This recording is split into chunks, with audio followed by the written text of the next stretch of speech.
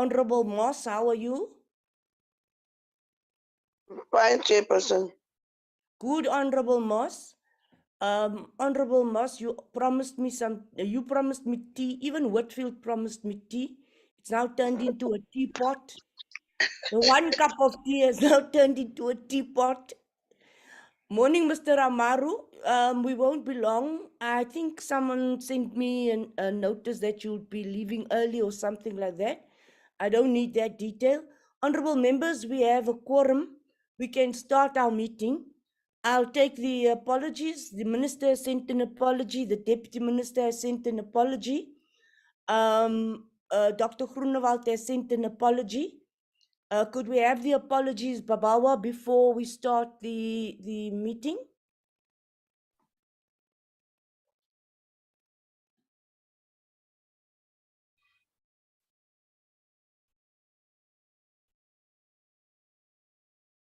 Babawa?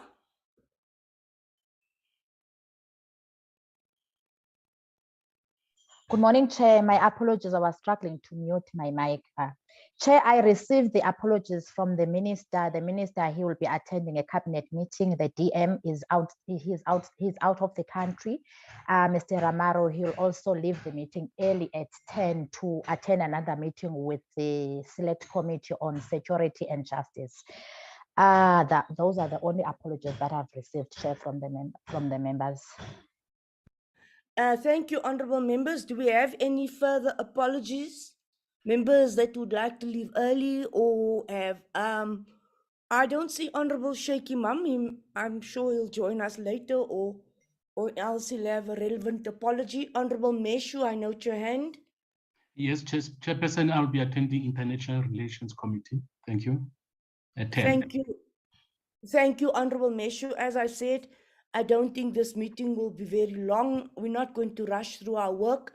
We'll do our work thoroughly. And I do believe that we'll be having quite a bit of progress in this meeting. Honorable members, 2 matters I wish to bring to your attention. The first thing with the Civilian Secretariat. Regarding the Poctetara bill, we have received 1 additional written submission from Dear South Africa. And we have received 25,413 submissions from Mr. Rob Hutchinson. Mr. Rob Hutchinson will brief the committee on these submissions next week when we start with the bill again. You have seen that the matter of grey listing has become a threat to us as a country, and I implore committee members that we finalize the bill so that it could go to the NCOP and to the President. The Dear submissions, Dear South Africa submissions are important, but we will not call for individuals, we will not call any individuals for public hearings or oral presentations. I hope you find that in order, members. Do you have any problems with that decision? Honorable members? I don't see any hands. It means that you don't have any problems. The next Listen, my hand is up. Oh, thank you. Your hand only came up now. Honorable Tablanche. Chairperson, I just want to know if we don't get somebody to make, some sort of a presentation or what, how are we going to determine what they are proposing? Can we just get clarity on that? Nicolette will send you that information. Would that be fine? Thanks, Chairperson. It's not a substantial addition. I don't think that it necessitates a presentation to the committee. And I can't have 25,000 presentations to the committee, so Nicolette will give us a summary. They are all basically the same. It's almost the same wordings, just different signatures. Honorable members, the next matter I would also like to bring to your attention is that I have been interacting with the Office of the Speaker and the National Assembly table.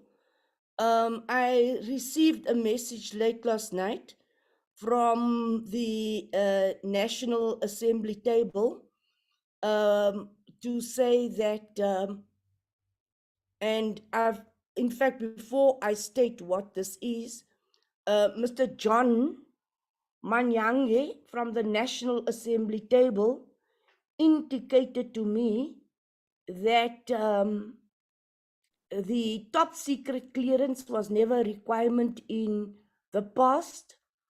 He discussed this important question with colleagues and that he would revert back to me. He did indeed revert back to me and said that top secret clearance is not a requirement.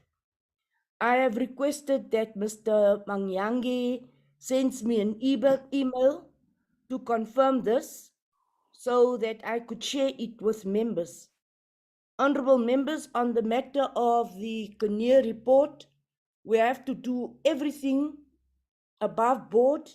Mr. Mangyani has just sent me the email. The email reads that the classified documents that the Speaker's office received from IPID are in a safe for reading by members of your committee. The attached document outlines the process that will be strictly followed in order to access the documents. Only, please note, only full-time members of the committee are allowed to see the documents. Please note, this email will be forwarded to you. So only full-time members of the committee are allowed to see the documents. To arrange for a date to see the documents, kindly liaise with Dr. Leon Gabriel. The email address will be sent to you. Kind regards, John Manyange. My apologies if I have not pronounced your surname correctly. I just received the email now. It was sent to Nicolette. Nicolette, can you please forward it to the members immediately? Babawa, Nicolette, you have received that email. Please circulate, kindly please circulate that email to the members immediately. As I've said, we have to actually, we have to go by the book and follow the law by the letter. If we are not going to do that, and really, honorable members, I'm going to take this matter extremely clinical, with clinical legal precision. We are not going to compromise the investigation or the case because Parliament had erred in the manner in which it had dealt with the matter. Everything will be transparent, above board, and wherever I am uncertain about a particular procedure, I'll seek legal advice. I will bring the reports to the committee upon after I have received legal advice and upon consultation with all the relevant stakeholders. Good morning, Honorable Marekwa. Good morning, Honorable Sheikh Imam. I've noted you in the meeting. If there's other members that I haven't noted, welcome to the meeting. I've now explained to you the procedure for the perusal of the Kinnear report. Nicolette, could you please arrange that I have a sight of the report on Friday? I'll peruse the report on Friday. Honorable members, could you please set aside substantial time to read the report? The report is quite bulky and you'll need quite some time to read the report, or else you'll have to go more than once. Also, please be notified that today you will receive that email.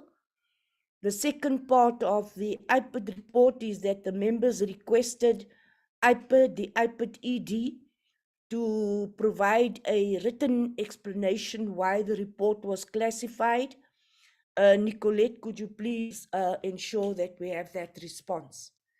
The third item is that we've requested, the chair has requested the minister and the National Commissioner to provide us with a detailed update on what has happened since he has received that report, because a number of the recommendations in the report do not require the approval of the committee, but actually acquires the action of the minister and the National Commissioner. So there's no way in which they could tell us that the report was sent to the committee and nothing was then done. After they received the report, they had the right and it was required of them to respond to the recommendations in the report. They have to then brief or respond in writing to the committee on what they have done since they have received the report. Honourable members, that's my report back on the POC bill and the IPID report on the Kenya matter. Do I have any hands? Honourable Whitfield. Thank you very much, Chair. I'm sure that the members will certainly make use of the opportunity to go and read the report. Chair, it's just not clear why we cannot get the answers to three simple questions that have nothing to do with the content of the report, but rather the manner in which the report was classified. And those three questions remain: who classified, why they classified, and when they classified. Those are the three questions that we were not able to get answers to last week. The why question was partially answered, but not necessarily to the satisfaction of members. And so I'd just like to remind the chair of her commitment to request IPID to return at an appropriate time for that presentation, which they were not allowed to present last week. And certainly, at the very least, to answer those three questions so that we simply understand the classification process and the timelines and the motivations for that. Thank you, Chair. Thank you, Honourable Whitfield. The who is very clear. IPID classified the report. The why was partially covered. I've written to the minister and IPID to say that they should give me these explanations in writing. I've also committed that we will work on the report and I'll ensure that members do gain access to the report. And if we do not have access to the report, we'll need to have explanations why that is not so. So we are able to see the report now. If you want me to place this item on the agenda before you have seen the report, I think it would be premature. I am of the opinion that we read the report and that once the members have read the report, I'll schedule the item to be discussed in the meeting. We'll either have to discuss it without the report. I would like the members, I certainly would like to first read the report before I schedule the item for the agenda. Honourable Blanche. Chairperson, thank you. I just want to determine, if the letter or information, whatever, email, what we're going to receive from Nicolette or from yourself, I don't know from where, will give us proper sort of detail, exactly where we should or who we should contact to arrange for ourselves or for yourself then to go read the report. Because obviously, quite often, we are not in Cape Town now. And what I'm gathering is that we need to go in and we need to go read the report somewhere. And for that purpose, one would be needing to make proper arrangements. I just want clarity on that, Chairperson. Thank you. Thank you, Honourable Blanche. The email has been sent to you. It is self-explanatory. The details are there. There's an email address. If you have any problems or concerns, you have to use that email address and the contact details on that email to arrange the time and the slot for you to peruse the report. I will give written permission that all the permanent members of the committee would have access to the report. This email comes from the National Assembly table. We are forwarding it to you. Any further concerns? Comments? If not, can we get back to our Honorable Marekwa? No, Chair, thank you, and good morning, Chair, to members and everybody on the platform. Chair, I would like to also agree on your proposal that we first peruse the documents, those who are permanent members of the committee. And I think by so doing, it will just inform our participation and input when we have to sit and discuss. Because going to a meeting to discuss something that you haven't seen and read becomes even difficult. So I think I would want to agree with that proposal that we be afforded an opportunity as members to go through the report. Thank you, Chairperson. We will check the emails as we receive them. Thank you. Thank you, Honorable Marekwa. I agree with you. There's absolutely no sense in coming to a meeting and discussing a report which we haven't seen. In fact, I would not be able to chair a meeting about the report that I haven't read. I do read the documents, and I appreciate that all the members would make the necessary effort. You have to be there physically, you have to make an appointment, and you have to set aside time. I'm appealing to members to set aside sufficient time to see the documents. I've been told that the document with the attachments would easily be 2 Arcleaver files. Allow yourself sufficient time to then engage with the report. Honorable members, that then takes care of the report back that I have to give to the committee. Could it so be recorded in the minutes? I now put the agenda to you for adoption. You have the agenda before you. We have already dealt with the apologies and the opening remarks, as well as the matters arising. We are considering the BRRR reports today and the annual report of the DNA board. Sheikh Imam proposes, Chair. Thank you. Sheikh Imam proposes adoption. Do we have a seconder? Majosi seconds. Oh, Honorable Majosi, I didn't say good morning to you. Good morning, Honorable Majosi. You also owe me a teapot of tea. Honorable Sheikh Imam, non-alcoholic drinks would be welcome, Sheikh Imam. Honorable members, we are now dealing with the BRRR report on the South African Police Service dated 19 October 2022. You have received these reports well in advance, and you have had ample time to study the reports. I'm going to do this page by page. Page 1, recommendations, corrections. Page 2, corrections, additions. Page 3, corrections, additions. Page 4, corrections, additions. The reports are very comprehensive.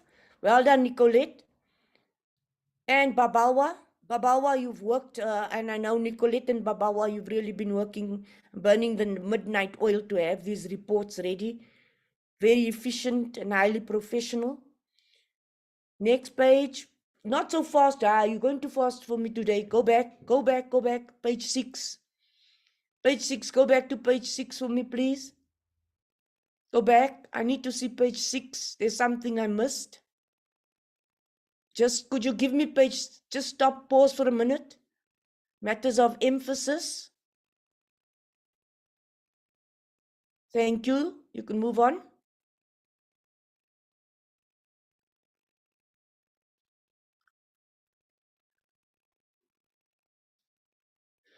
Go back again. Sorry, go back to 6. Go back to 6.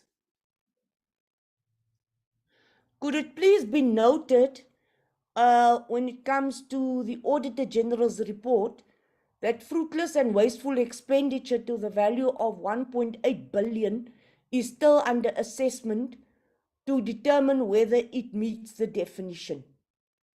Could that be recorded in bold items, please? Could that be not? Could you put that in bold, please, Nicolette? The entire sentence. Thank you. Can move on.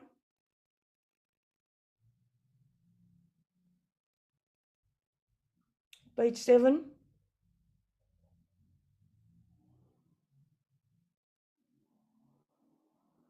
Financial overview.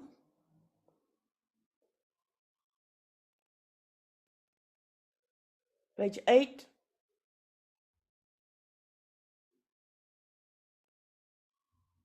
Page 9. Page 10.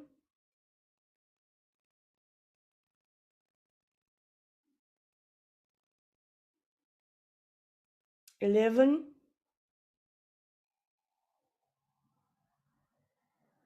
12. 13.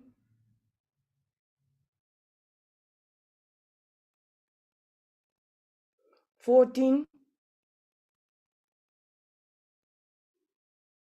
15. 16. 17.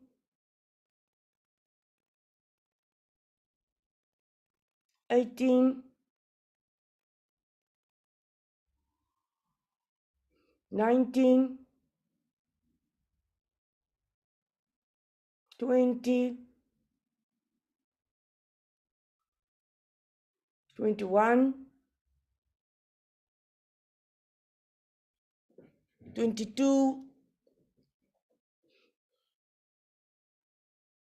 23. 24. Committee observations. 1. Are you happy? 2. 3. 25. 26. 3. 4.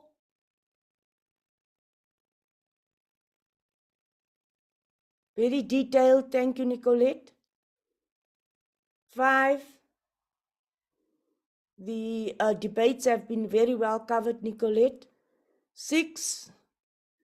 Our concerns have been well captured. 7. 8. 9. 10. 11. 12. 13. Members, please stop me. 14, 15. If you have any corrections or additions. 16. 17. 18. 19, 20, 21, 22, 23, 24, 25, 26, 27, 28, 29, 30, 31, 31. Nicolette, I'm by 31 already. Not the page number. 32, 33, 34, 35.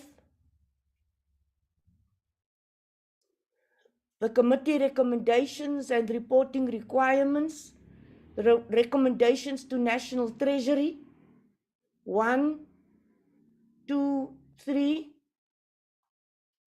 Recommendations on service delivery performance, 1, 2, 3, 4, 5, 6, 7, 8, 9, 9, 10. Reporting requirements, 8.3, 1, 2, 3, 4, 5, 10 in conclusion. The report to be considered. The report is put before you. Honorable members, the report has been presented to you for consideration. I move for the adoption, Chair. Thank you. Honorable Siabi moves for adoption. Sheikh Chair. Imam. Sheikh Majosi. Imam, Sheikh Imam and Majosi, seconds. Chair, Any before we second, on the recommendations that were made, I might have omitted that information. I did not see where, because I remember on our last meeting when we were receiving the reports from AXA and SAPS, it was me and Honorable Shembene. I'm not sure if other honorable members were complaining about or where we recommended that we would want to have another meeting with the provincial generals because we had a few concerns of certain police stations that were not performing. So I might have omitted that. I did not see it on the recommendations when we were reading through, and also when you were showing now on the slide.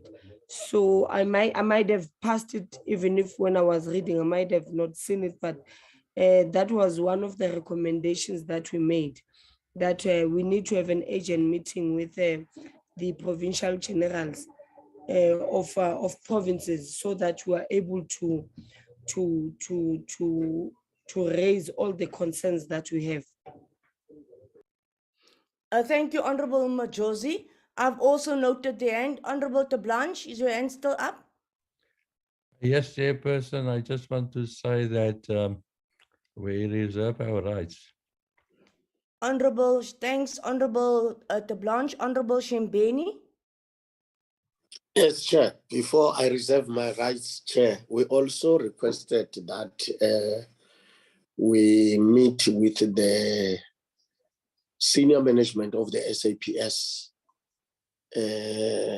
I don't also see that one here, that we requested that if we can meet with them. I don't know if it can be a week or whatever, so that we iron up a lot of things with them before we go down to the provincial commissioners. Thank you, Chair. And then I reserve my rights then. You reserve your rights. Honorable Shembeni and Honorable Majosi, those are instructions which we have given to our staff and to the chair. Those are recommendations to schedule meetings with the senior executives and the provincial commissioners. So they are resolutions which you have given to the committee chair and to the secretariat. It is then noted as such. Is that acceptable? Acceptable, Chair. Chair. For as we are going to get maybe a scheduling of those meetings soon, maybe with time frames as well, so that we are able to address all these issues that we have. And maybe because of it's not part of the report, we can then maybe even say that in these affected police stations, we can even invite the what do we call a station commander, because it's not part of these recommendations, but I do approve the report. As the IFP, we second the report.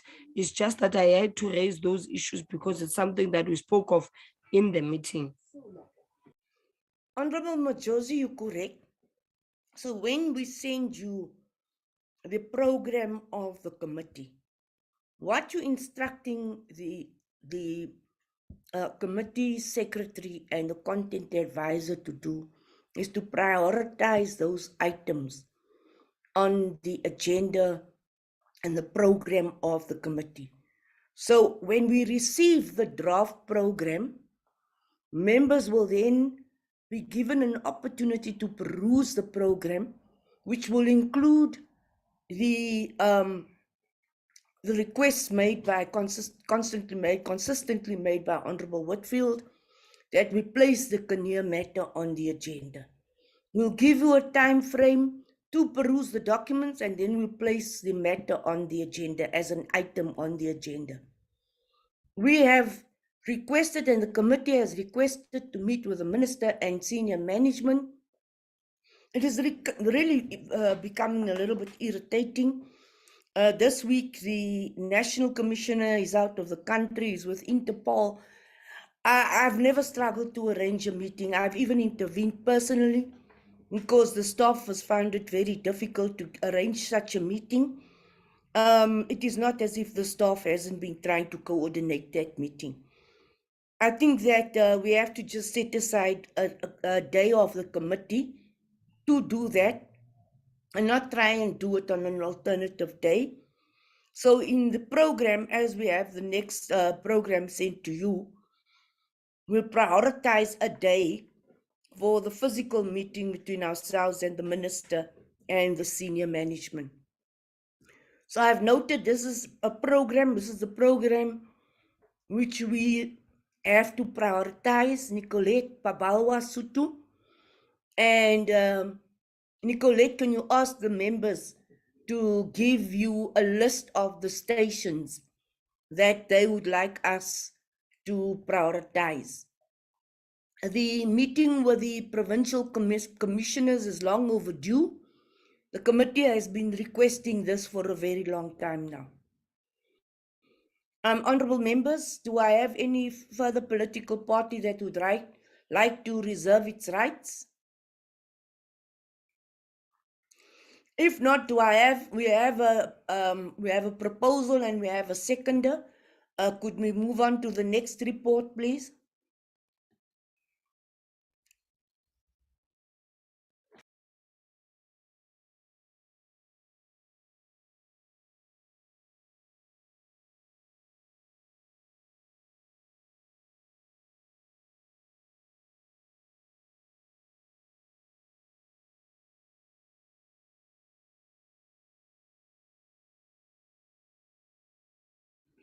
Thank you very much.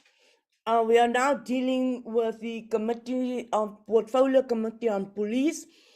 The recommendation report, the BRRR report on the Civilian Secretariat for Police Services, performance for the 21-22 financial year, dated 19 October 2022.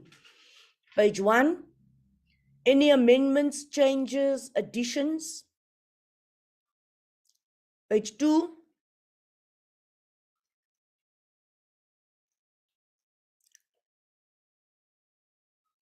Additions, corrections. Page 3. Additions, corrections. Page 4. Page 5. 6. 7.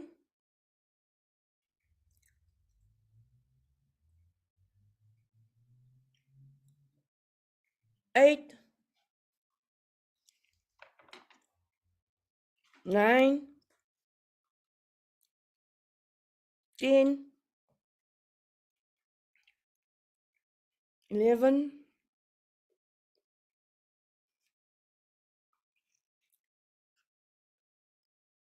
12.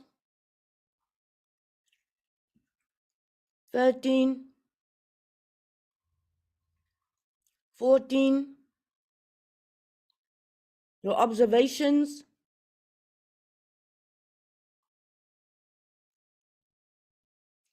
Recommendations. 14. 15.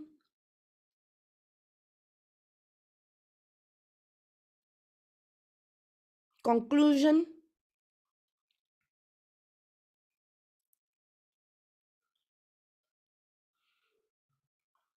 Honorable members, the report is presented to you for consideration. Recording stopped.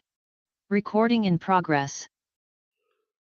The report is put to you for consideration. Any additions? Amendments? Corrections? Do I have a proposal for the adoption of the report? Sheikh Imam proposes, Chair. Sheikh Imam proposes. Do I have a seconder? Machosi seconds. Majosi seconds. The Blanche. Chairperson, once again, we reserve our rights here as well. You reserve your rights, Shimbeni. As usual, Chair. Shimbeni, I'm even asking you to reserve your rights, please. Yes. Chairperson, Who else? Chairperson, There's someone calling me. Honorable Meshu, do you also want to reserve your rights today? yes, ma'am. I'm taking you to Pastor at Bosov now. You need prayer.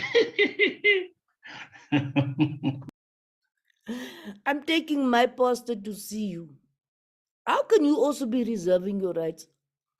Can you please reserve the rights of pastor? Any other political party? If not, the report is so adopted. The next one is the report, BRRR report of the Portfolio Committee on Police on the Independent Police Investigative Directorate performance for the 2021-2022 financial year dated 19 October. Page 1.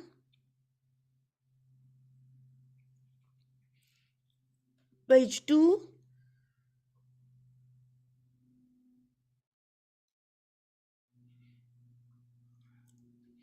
Page 3.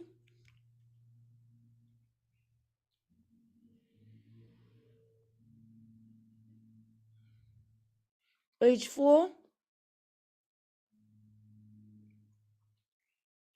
Page 5.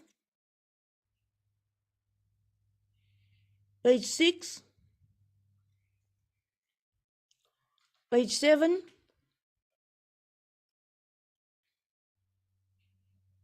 Page 8. Page 9. Page 10. Page 11. 12. 13. 14.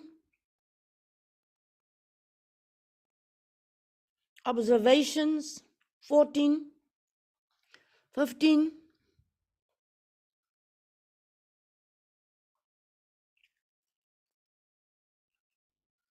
16. Nicolette, please pause. The committee recommends that National Treasury consider an increase to the IPID's budget allocation financial year, and that this should be taken into account during the budget adjustment period. Could you put that in bold, please?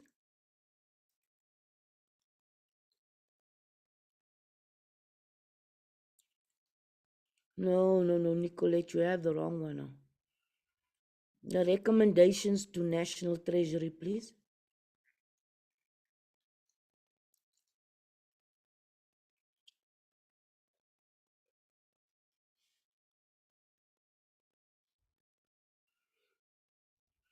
Thank you very much. You could put that one of the department should improve the quality of investigations as well. Could you highlight that?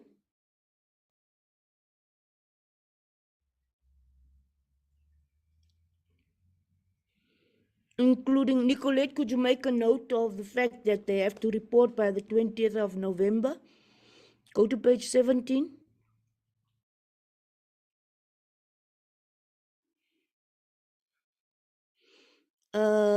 They should just stop there. They should submit the report to the committee by the 20th of November, highlighting the main deficiencies highlighted during quality assurance checks on case dockets investigations that were declined for prosecution. Could you make a note of it and remind them that I would like that report by the 20th of November, please?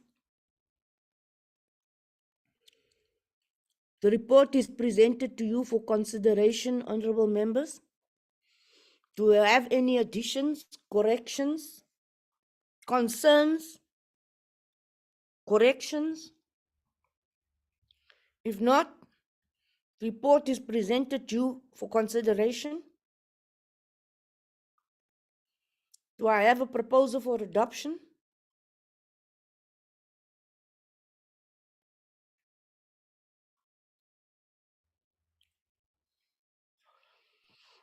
Good morning, Chair. Good morning, Honorable Peacock. I propose for the adoption, Chair. Thank you. Honorable Peacock proposes adoption. Do I have a seconder? Chair, it's Babala. Can I raise something, please? Yes, Babawa.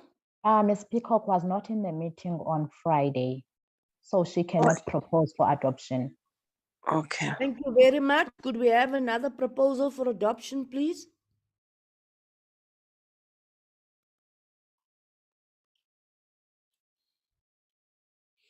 Honorable De Blanche, I have propose, Chair. Honorable Siabe proposes adoption. Do I have a seconder?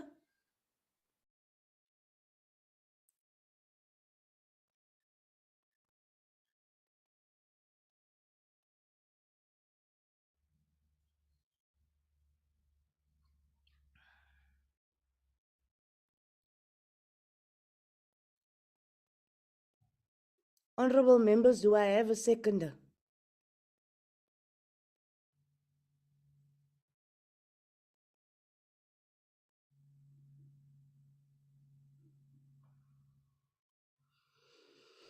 Honorable I members. was not in a meeting for this one, Chair, so I can't.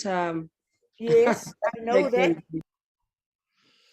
Babawa, could you give me a list of the members who were in the meeting?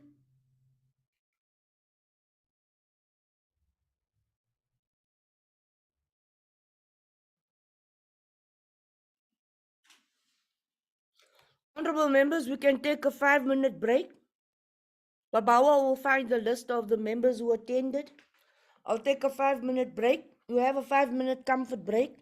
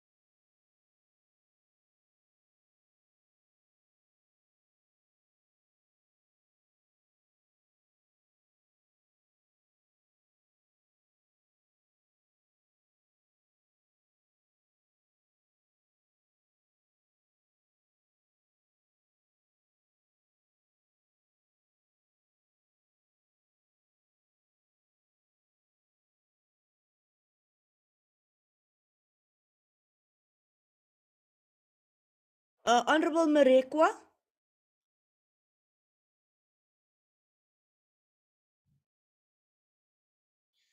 Honorable Marekwa.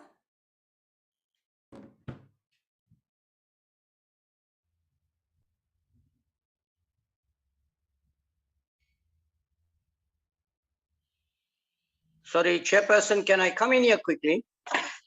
Yes, you may. I'm looking for Honorable Marekwa and Honorable Molekwa. Yeah, Chairperson, Yes. we're not adopting a minutes. You're adopting a report. This is first time you adopt the report. So I don't see having been present at the meeting. Normally, yes, if you're adopting the minutes of that meeting. Here you are adopting a report. For the first time you're adopting this report. So it does not matter whether members were in the meeting or not. They're going to the report now and adopting. That's my view. I may be wrong. Thank you very much, Honorable Sheikh Imam. You know, I would rather be on the side of caution and be meticulous in what we do. I do not have time to come back and correct things. So I'm looking for Honorable Marekwa or Honorable Molekwa. They are both in the meeting.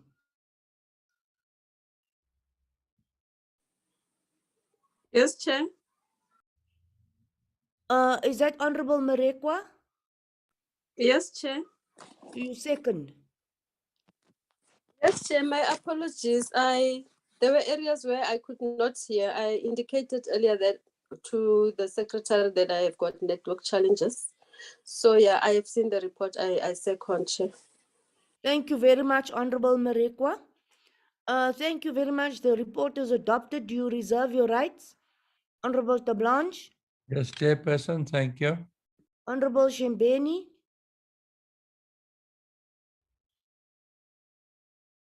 Where's Shembeni? Can you please reserve your rights? I reserve my rights, Chair. Do Did I you hear have me, Chair? Yes, Honorable Shembeni, I have heard you. I will never forget you. Reverend Meshu, do you reserve your rights? At times, Chairperson, you miss something that you see later. I think it's always safe to say, I reserve my right. Thank you so much. Sorry, what did I say now, Reverend? What did I do wrong? Nothing wrong. Nothing wrong. Oh, I'm You are just doing asking. very well. Okay, thank you, Reverend Meshu. You reserve your rights.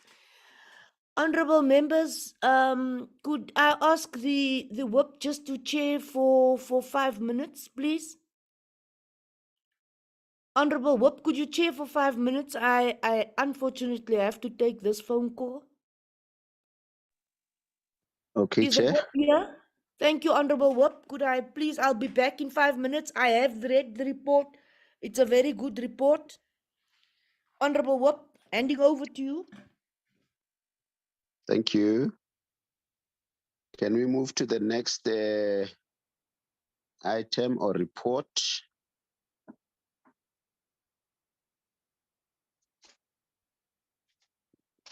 Hey, we are running fast.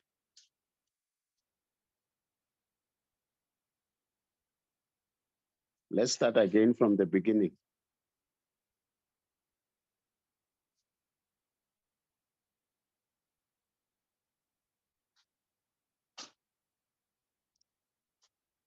Yeah, there's a report, honorable members, draft budget review and recommendations report of the Portfolio Committee on Police on the Private Security Industry Regulatory Authority.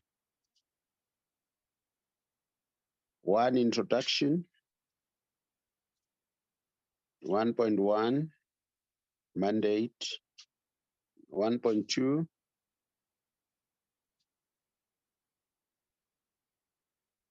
let's move on.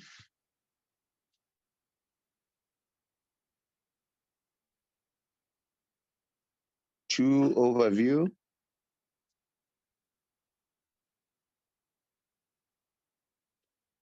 3, report of the Auditor General.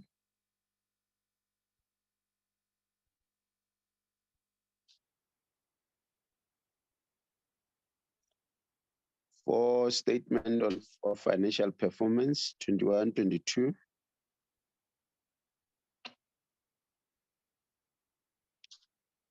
5, performance against predetermined targets.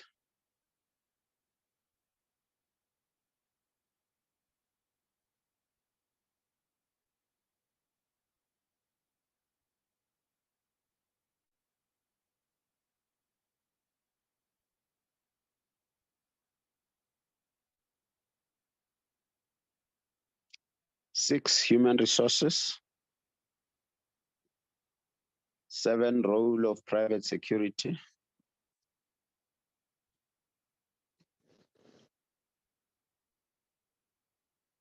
8, committee observations.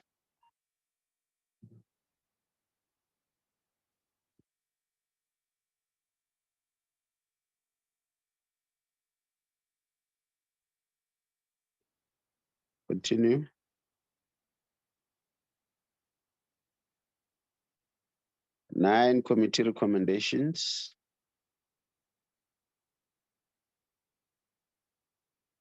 1, 2, 3, 4,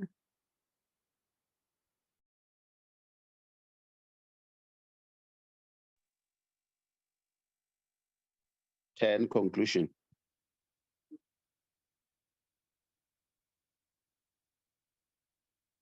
Thank you, Honorable Whip. I'm back. In conclusion, the committee chairperson indicated that CSPS was one of the... Recording stopped. Oh, my Recording word. in progress. It disappeared now. Something disappeared. Honorable members, Babawa, you took my... I don't have a hard copy here. All right. The chairperson thanked everyone. The committee noted in assessment that close attention should be paid to the authority, and the chairperson instructed the committee staff to schedule CSPS more often, and that when we draft the committee programs, we have agreed that CSPS has to be on a priority on our list of agenda items. The report is presented to you for consideration. Do I have a proposal for the adoption? Thank you, Chairperson. I move for the adoption of the report as presented. Honorable Malekwa, could we ensure that she was in the meeting?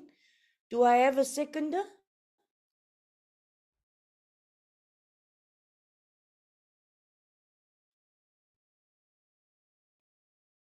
Honorable Siabi, seconds. Could you verify that, please, Babawa? Yes, I was there, Chair. Yes, Yes. Honorable Molekwa. No, and Honorable- Honorable Siabe, you always there. I'm just Yes. verifying. I cannot make mistakes today. Yes, Chair, Okay. Honorable Molekwa was present in the meeting. Honorable Whip, we can't come back to this. There's no time for us to come back to these reports. They have to be passed in the House. Honorable members, those who reserve your rights. Honorable Terblanche. Yes, Chairperson, thank you. Honorable Shembeni, Kembeni, Meshu, Thank you, Chairperson. thank you very much. Honorable members, that takes care of the CSPS report.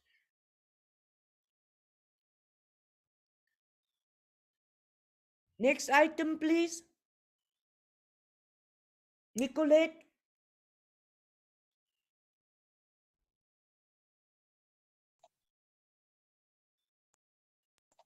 Chairperson, thank you so much. Good morning. Chair, I think we can do the minutes now of the meetings.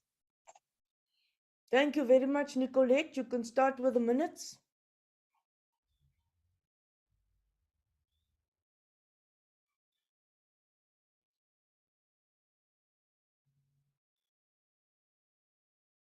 You can flight the minutes, please.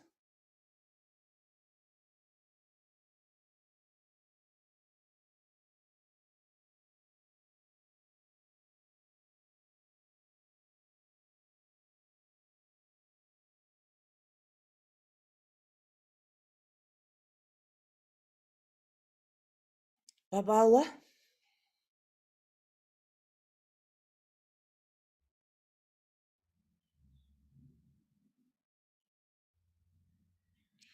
Babawa, we'll take a 5-minute break so that you can get everything in all the minutes.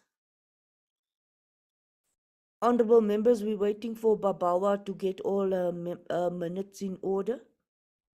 Could you please be patient? And may I be excused, Chairperson, please? Honorable Conclude my Meshu, visit. thank you very much. You owe me a phone call. Thank you. You also owe me an appreciation. You know for what? It's coming. Don't worry, Chairperson. All you need to say is thank you, and our prayers have been answered. Honorable members, please give Babawa an opportunity. Chairperson, if I may, maybe we could maybe start with the DNA board's annual report. And then we can do the minutes after the consideration. Nicolette, Babawa has just called. She has technical difficulties. She has challenges. Nicolette, can you assist Babawa? Babawa has challenges. What do you have available for me now?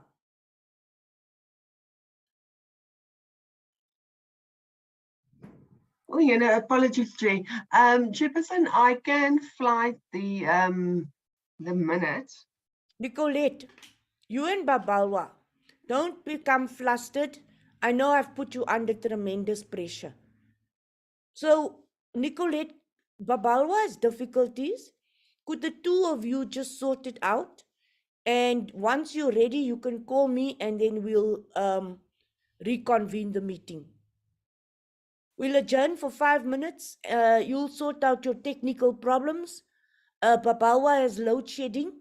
So Nicolette, could you then assist Babawa? And once you're ready, you give me a phone call. Members, I apologize. What now, Nicolette? We have the minutes available. I can share them. You can share them now. Yes, Chair. Thank you, Nicolette. You can start. Sorry for the inconvenience. Nicolette, I know you've been working, you and Babawa have been working really late hours to ensure that we have all these documents and that they are very, very well structured. And I would like to express the committee's appreciation for this. The minutes of the 12th of October. The following members: Marekwa Moss, Patrain Peacock Siabe, Terblanche Whitfield, and Shembeni. Groenewald Sheikh Imam, Meshu, Majosi, apologies from Molekwa. Page 2, page 3, page 4, page 4, page 5,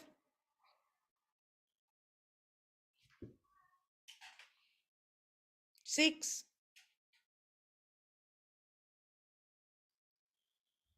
7, 8.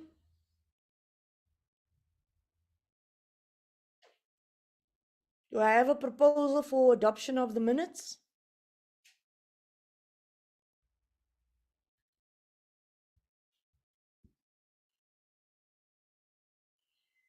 Do I have a proposal for the adoption of the minutes? Good morning, Chair. Thank you, Honorable Peacock. You propose? Yes, Chair. Thank you, Honorable Peacock. Chair. Seconded at Majosi. Next. Could we have the next set of minutes, please? Chairperson, the next set of minutes will only be adopted next week. Thank you very much, Nicolette. That brings us to the end of the minutes. Could we have the next item, please?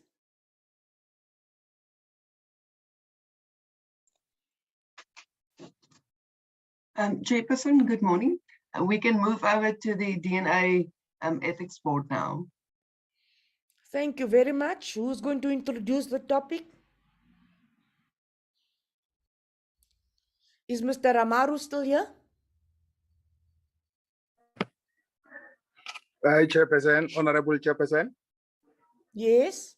You are talking to Raymond Sono, the Deputy Chairperson of the DNA Board. Wonderful. Good morning, Deputy Chair. Good Are morning, you introducing? Normally they introduce you. So who's introduce you? We were not introduced, but all is well. No, so could you introduce your members who are here? Yeah, yes, Chair. Yes, Chair. Honorable Sheikh Imam and Majosi will be joining the Chief Whips Forum. Honorable Deputy Chair, my apologies for this. You are normally introduced by an official. So this protocol, breach of protocol, will be communicated to the minister and deputy minister. It's unacceptable that the board is not introduced. So I humbly apologize that you have to introduce yourself and introduce the board members. Honorable Deputy Chair, could you please show your face and ask your members to show their faces so that we could recognize you and so that you can introduce them. Thank you very much. Thank you, Honorable Chair. I hope this will work well for me. Here I am. Yes, we can see your handsome face. Welcome. You can Thank you introduce very your much. other members. Here, Chair, and the honorable members of the House, we have got the following members of the board. In the first place, here we have got Dr. Illers. Dr. Illers, please, if you may show your face as well. Good morning, everybody. Apologies, I do not have a camera on my computer here at my office. Apologies for that. Apologies accepted. Secondly, we have got Dr. Mieza N. Yes, thank you. Dr. Mieza.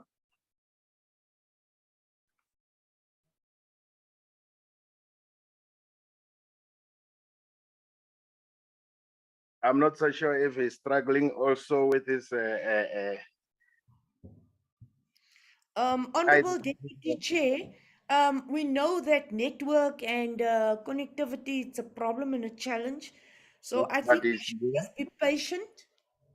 Let us be patient with one another. All right. Please take your time. Thank you, Chair.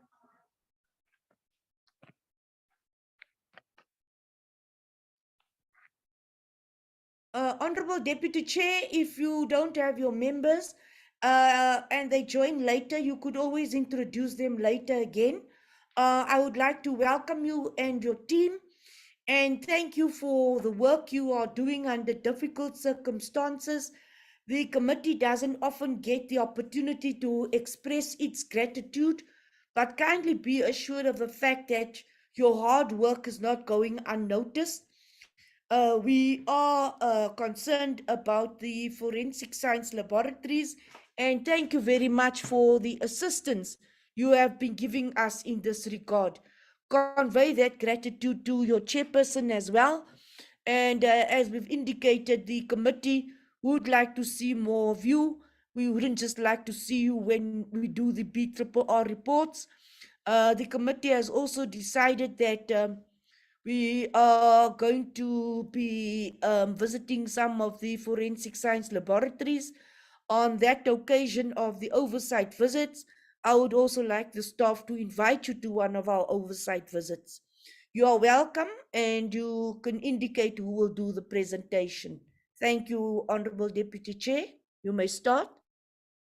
Thank you, Honorable Chair. We, as I observed already in the list, we still had some members who are here from the board, but let us take it straight to the presentation. No, please.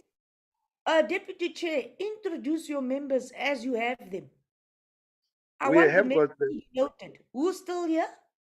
We have got Mr. Tiramaru, as you already he gave an apology already, but we have got Ms. Ndlela A, and we have got Mr. Murema D, and we have got. Show their faces first? Sorry? Could they show their faces if they have video? There they are, Ms. Akona there, Mr. Murema there. No, man, I don't see anybody here. I can view them clearly on my gadget. Is there something wrong with my gadget? Nicolette, can you see faces? There could be. I can be able to view them myself this side. I don't see any face. Now, I can't see anybody here. What happened to my vision? Chairperson, I don't see any face. I can see the faces, Chair. Nicolette, help me with my gadget. There's no faces here. I've put on your view also. Nicolette, today I'm challenged. I can see Ms. Akona. You can see Ms. Akona now On the gallery. in her powder blue top there. There. Good morning. Good morning, Ms. Akona. Now I can see you. There I can see her now. Good morning. Good morning, sir. Thank you very much. Morning, Chair. Good Thank you. morning. Thank you very much. You can close your videos now. You can start your presentation. Thank you very much. Lastly, we have Advocate Arrawat as well. And Ms. Akona will be taking us through the presentation. Thank you. You may start.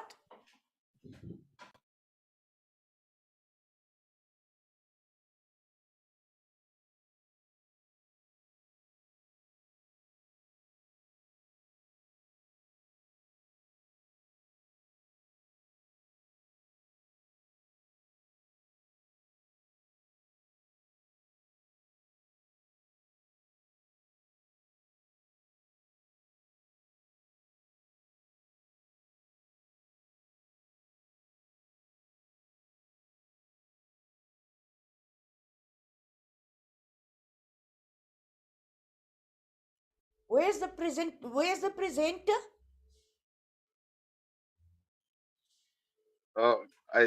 Ms. Della, can you hear us?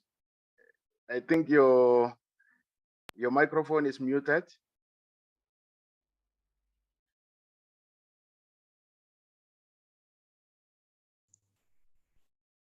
Deputy Chair, can you hear me now?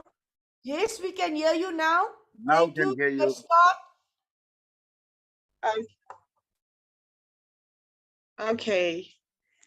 Thank you, Honorable Chair, for this opportunity. I'm going to take you through a snapshot of the DNA Board's annual report on the progress made thus far on its functioning in executing the Board's oversight mandate over the operations of the Forensic Science Laboratory, as well as the National Forensic DNA Database. And the period covered on this presentation is from 1st April 2021 until 31st March 2022. And at the end of this presentation, after conclusion, we are also going to briefly appraise the PCOP about the emerging issues that are the current focus areas for the DNA Board in enhancing the operations of the NFSL and the NFDD. Slide 3. Then in terms of our presentation overview, it covers two parts. Part A is the mandate, board composition, governance, board's plan of action and objectives, operational challenges, and outcome of the complaints handled. And then on our part B, we are going to make a reflection on the DNA analysis performance of the Forensic Science Laboratory. We are going to look at the maturity of the National Forensic DNA Database, compliance by detectives with sampling of persons arrested and charged for Schedule 8 offenses. We're also going to look at the forensic investigative leads that were completed for the previous financial year. Slide 4.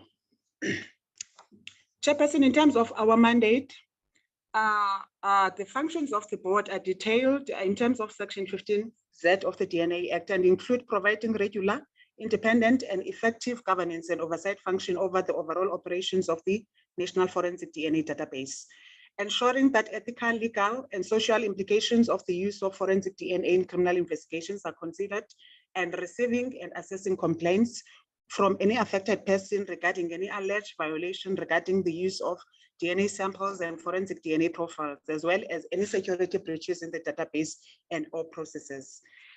Concerning the board's reporting obligations, we are required in terms of Section 15AC of the DNA Act that on an annual basis, we must report to the National Assembly on the board's functioning, as we hereby do now. We are also compelled in terms of Section 15Z to report to the Minister on the outcome of the complaints assessed and handled by the board. Now proceeding to slide 5, where we are talking about the board's composition. Our board is composed of 4 public and 6 private sector representatives who collectively possess sound knowledge and experience within the areas of forensic sciences, human rights, and constitutional law, amongst others. As can be seen in the table that we have provided in slide 5, the board is currently chaired by Senior Counsel of the High Court Advocate Ngosi Thomas. The rest of the board members are as depicted on the table. Our slide 6 depicts the changes in the board composition for the previous financial year or the reporting period. Currently, the board is operating with 9 members, and that has been occasioned by the resignation of Ms. Elida Groove, who resigned as a board member effectively from 31st March 2022, and she was a representative of the Department of Health. The minister has been duly informed about these changes and as the legislation prescribes, and all due processes to fill the position are being followed.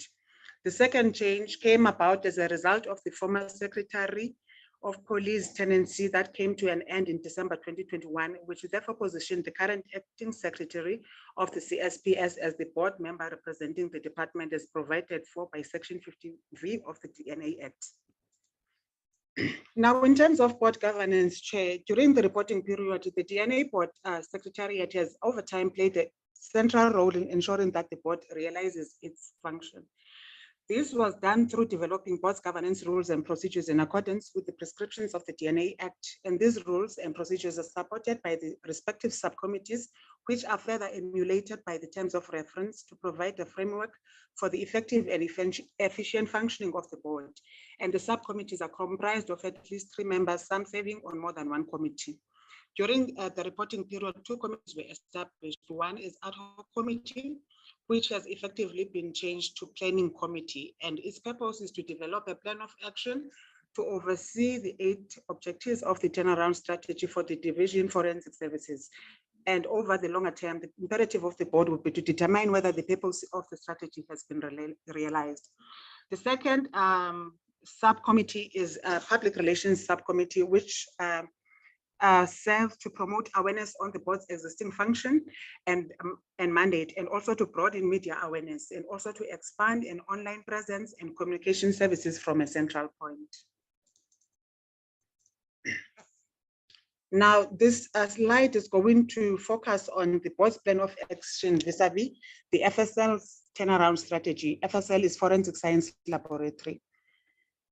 Chair, we do recall that during the board's inaugural and introduction to the National Assembly in March 2021, the board presented a plan of action in response to the turnaround strategy of the Division Forensic Services.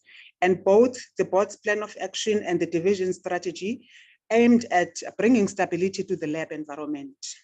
And maybe before I can proceed to slide 9, which will talk to the board's plan of action through you, Chair, and if the committee allows, may I just briefly elaborate on some of the developments on the progress that has transpired thus far as the division continuously strives to realize the turnaround strategy. For an example, increasing the division's operations capacity of the laboratory, as I comprehend, it is twofold: human as well as physical resource capacitation. For human resource capacitation, where we talk of home bodies, we acknowledge as the board that it is an ongoing and a gradual process, and it is not something that can be done that can be totally achieved in its entirety all at once. However, as the board, we appreciate seeing critical positions having been filled, positions that would have had a impact to the lab if left open for quite some time. For an example, the position of the component head as well as the biology section head were filled during the reporting period. And we suppose that has helped a lot in bringing the stability within the FSL environment. Also, we were advised that 73 admin positions comprising of 47 interns and 26 contractors were deployed to be utilized in the business value chain of the laboratory under the reporting period. And we have been informed that the division will absorb all of them on a full-time basis before the end of the contract period. Coming to physical resources, where in the FSL environment, we'll be talking about infrastructure, lab equipment, consumables, reagents. We have been advised that batch capacity of machines for both the Western Cape and the GP labs were increased. For Western Cape, for an example, 8 thermoshakers, 10 centrifuges, and 2 genetic analyzers were acquired for crime index lane. For GP, 12 thermoshakers, 12 centrifuges, and 3 genetic analyzers were acquired. Also, the critical contracts for procurement of consumables, reagents, maintenance, and calibration of machinery were established and will be proactively monitored. So when we look again at the FSL's turnaround strategy, where we talk about the proposal for entering into the public-private partnership, which is the triple Ps, in respect of supplementing the SAPS's forensics laboratory in improving efficiency and reducing backlog. It is still under exploration pending a developmental validation study that is currently being undertaken on the proposed instruments, and engagements are continuing with the relevant stakeholders. Now moving to slide 9, which is the board's plan of action. The identified areas of concern which the board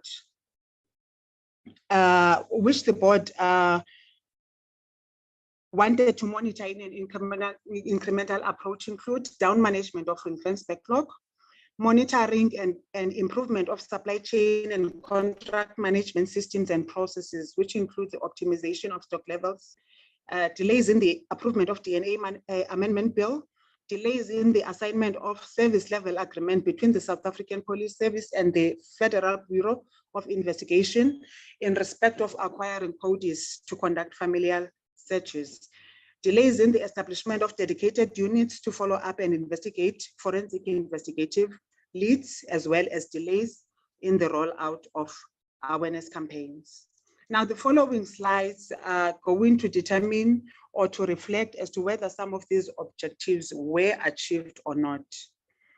On slide 10, under down management of ring-fence backlog, we are saying with the intervention of the board, a special project was established, and it aimed at separating or isolating the existing backlog at the time, which had been carried over during the previous years, to treat it as a priority and to be able to effectively track progress and report on it. Chair, the project commenced in June 2021 with a total of 180,191 backlog matters that were ring-fenced. On 31 March 2022, which is the end of the reporting period, the ring-fence backlog had been reduced by 138,651, which accounts for 76.95%, effectively translating to 41,540 remaining backlog at the end of 2021-2022 financial year. So we are saying the 76.95% had been completed within 10 months. So the board foresees achieving the total eradication of the specified ring-fenced cases at the expected turnaround time, which was initially set as November 2022. Now coming to objective number 2 as per the board's plan of action, which is to monitor and improve supply chain and contract management systems and processes, which include the optimization of stock levels. Chair, with this one, the contract management challenges, we are admitting and acknowledging that it has not been completely resolved. However, there is a commendable improvement compared to the previous financial years. For an example, a total of 13 bids were awarded during the reporting period, including a contract for the construction of the Eastern Cape Forensic Science Laboratory for DNA processing, which we feel as the board, it will have an overarching impact on the decentralization of services. We have also noticed that systems have been put in place to ensure continuous improvement in supply chain processes, particularly in relation to the availability of consumables, maintenance, or calibration of contracts by the division. What the division does is holding weekly priority committee meetings for consideration of critical procurement files to support the need for forensic products and address the DNA backlog. And they also do monthly stock taking by store managers as a means to enhance management of forensic items and consumables. The board will continue to monitor the effectiveness of these systems. Now moving to slide 12. Which is monitoring of progress in the signing of service level agreement between SAPS and Federal Bureau of Investigation in respect of acquiring bodies to allow for conducting of familial searching. Maybe if I can just brief, familial searching is an intentional search of the database conducted for the purposes of potentially identifying close biological relatives of the unknown forensic sample associated with the crime scene profile. Chair, the board has been monitoring the progress on signing of the service level agreement to acquire CODIS software, and the latest update on the progress is that the document is currently being processed by the National Commissioner for finalization. The board will follow through on this progress with timelines. Now moving to slide 13, which addresses the delays in the approval of DNA Amendment Bill. The board chair has worked closely with the CSPS in ensuring that the DNA bill was tabled before the National Assembly for enactment. It has been adopted and it is approved in principle, and it has been referred to the National Assembly for deliberations. Now moving to slide 14. Sorry, Chair. I got lost a little bit in my presentation. Now slide 14 addresses the delays in the establishment of forensic investigative units. Chair and the committee, the establishment of forensic investigative units to follow up and investigate forensic leads is a statutory requirement prescribed in terms of the DNA Act and the supporting amended regulations 12 of 2020 that every provincial commissioner must establish special task teams in ensuring that forensic investigative leads, multiple offenders, and serial cases involving murder, rape, sexual assault, and psychologically motivated crimes are successfully investigated and resolved. Chair, sadly, these units have not yet been established, pending an organizational developmental study that is being undertaken to assess the efficient means of establishing and operationalizing these forensic investigative units in the provinces. We have also been recently appraised with the progress that the draft amended structure of the SAPS has been updated to include these dedicated units within crime detective units in the provinces, and that the amended structure must first be presented and discussed at the next SSPC meeting before it can be approved for implementation. The SSPC is a Safety Security Sectoral Bargaining Council. So as the board, we are saying we view the need for establishment of these units in a very serious light, as these are a cornerstone of our criminal justice system, because what forensic investigative leads do is that they provide investigators with information linking serial and multiple offenders to various crime scenes, which is very crucial in a country such as South Africa, where the rate of reoffending is at its peak. The last objective was to also address the issue of a delay in the rollout of awareness campaigns. Chair and the committee, we are delighted to report that the process has commenced. We started it by establishing a PR committee at the beginning of this year, which is around February. The logo for the board has been approved. As you can see in our documents now that we do have a logo. We are in the process of procuring the marketing material for the board awareness. We also intend to hold 2 events, one this financial year and the other one the next financial year, where we want to formally launch the board, as it was never launched. Now moving to operational challenges on slide 16. Chair, we have reflected on the fact that the implementation of public awareness and stakeholder engagement drive had not yet been operationalized, owing to what I have just alluded to, the lack of distinguishable brand identity. For an example, a logo for the board has impacted on the board's ability to create necessary public awareness. However, that has recently been addressed. The logo was approved in February 2022. We have also reflected on the fact that the delays in rolling out of awareness campaigns meant that the board have been relatively operating as an unknown entity to the general public, and as such, affected individuals may not have been familiar with the board's mandate or their right to lodge complaints. However, despite this limitation, the board has, towards the end of the financial year, had its logo finalized, and further, the board received, assessed, and investigated 2 complaints. One has been successfully resolved, whilst the other is still under investigation. And as the legislation prescribed, Minister was appraised of the formal report with regards to the complaint that has been successfully resolved and completed. The next slide will address the outcome of the complaint that I've just made reference to. As we can see in slide 17, we are authorized by Section 15Z of the DNA Act to handle DNA-related complaints from the public. And we are as well obliged to report to the minister the outcome of every complaint.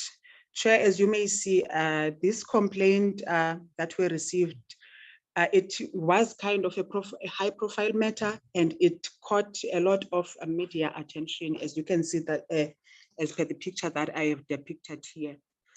Now, moving to slide 18, where I'm going to give the summary of the complaint. The complaint contains dissatisfaction with the quality of SAPS investigation regarding the missing person and the DNA results of the body that had been found. There had also been an alleged failure by police to follow up on the evidence leads provided by the family. And maybe if I can also add, this was a GBV and femicide complaint, Chair. So when the board received the complaint, it resolved to investigate it jointly with other relevant stakeholders within the JCPS cluster. One of the resolutions that was agreed upon was to apply for a search warrant with a specific objective to excavate or to dig the family bathroom of the missing person. This was motivated by an allegation that the missing person's husband had removed and later replaced the bathtub during the period his wife went missing. So the search warrant was granted by the magistrate of the jurisdiction, and it was executed on 31st August 2021. This then led to a gruesome discovery of the missing person's remains that were found buried under a bathtub in her marital home. The husband was apprehended and charged in connection with the murder of his wife, as well as defeating the ends of justice. The accused is currently remanded in custody, and the next trial date is 28 October 2022, which is this month. The cooperation and joint effort by all relevant stakeholders and the collective expertise resulted in a breakthrough on one of the many complex GBV matters that go unresolved or unnoticed. So we are reflecting and saying this does not only underscore the importance of the DNA board's oversight function over the use and handling of DNA samples in criminal investigations, but also the significance of collaborative partnerships in dealing with the GBV pandemic as a nation. Now we are moving to part 2, Chair. Part 2, which is covering the DNA analysis performance.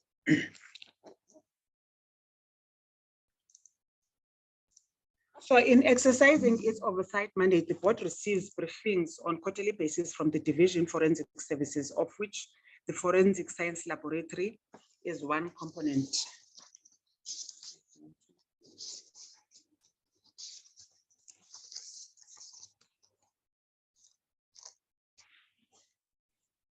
So we have reflected as per the table here on 5 areas under the DNA analysis performance, 1 being the down management of backlog, 2 being the finalization of cases in terms of workload reduction on both backlog alongside with the oncoming cases. We have also reflected on finalization of buccal samples from receipt and upon registration. And lastly, the number of DNA match reports that were prioritized by the labs and issued to courts. So in terms of item number 1 in the table, in terms of down management of ring-fence backlog, I've already alluded to this one, Chair, that the lab completed 76.95% in a space of less than 10 months, which is quite commendable. This is in relation to the special project for the ring-fence backlog that commenced during Q2 with 180,191 cases, and that resulted in 138,651 completed cases, effectively reducing the ring-fence backlog to 41,540 at the end of March 2022. Then moving to number 2, in terms of finalization of the total backlog as well as the oncoming cases, at the beginning of the financial year, which is 2021-2022, the backlog number of cases was at 241,152. At the end of the reporting period, the workload was sitting at 154,204, of which out of that, only 52,201 were buccals. The rest were the other categories of exhibits, either from routine, non-routine, or DNA intelligence. Then moving to number 3, which talks to finalization of buccal samples from receipt and registration. Chair, on this one, we noted with a concern that only 2.7% of buccals, translating to 2,433 out of 91,796 were finalized within the specified target date of 30 calendar days. And only 3.9%, translating to 3,544 out of 91,796 were analyzed from registration within the prescribed period. So what this basically means is that the target of 30 calendar days in respect of receipt and registration of buccal samples is what the FSL must achieve, and it was not met. Furthermore, as we can see on this slide, only a fraction of the percentage was completed within the specified turnaround time of 30 days. However, in spite of this low percentage, this does not mean that the other buccals that could not reach the target of 30 days were completely neglected. It only means that upon receipt, these other buccals were registered and processed outside the 30 calendar day turnaround period. So at a glance, these numbers may appear a bit unsettling. However, in reality, what this basically means is that if we are saying at the end of the financial year, the laboratory was left with that total which I've given, which is 154,204 exhibits that had not been processed. And we have further established that out of that 154,204, only 52,201 accounted for referent index buccals. Then this means that a total of 39,595 buccals were in fact processed during the period. However, out of that number, only a fraction is depicted in the table, which is 3,544 were processed within 30 calendar days. So for the board chair, this evoked a logical reasoning or an inference that the slow pace at which buccal samples were being analyzed at the time might have a ripple effect on cases being struck off the court roll due to unavailability of DNA reports or the delay thereof. So the FSL, which is the laboratory, was engaged, and this resulted in an initiative between the Forensic Science Laboratory and the National Prosecuting Authority, establishing a nodal point in which cases on the court roll are clustered as per the court dates and communicated to the laboratory via an email. The laboratory then prioritizes the analysis of these exhibits as per the court dates that are imminent. And as a result of this initiative or project, a total of 10,000, as depicted there in the last paragraph of my table, a total of 10,493 DNA mesh reports were prioritized by the lab and issued to courts during the reporting period. And I'm certain that figure has even gone up now. However, as we have already indicated, this presentation is confined to the previous financial year. Now we are moving to slide 20. We are moving to assess the performance of the National Forensic DNA Database, that is the NFDD. Also, I think it's important to mention, Chair, that the NFDD is managed independently of the FSL. Its overall performance and efficacy is judged by a number of profiles loaded into the various indices. And in particular, the goal is to ensure higher loading rates on the convicted offender, arrestee, and crime scene indices.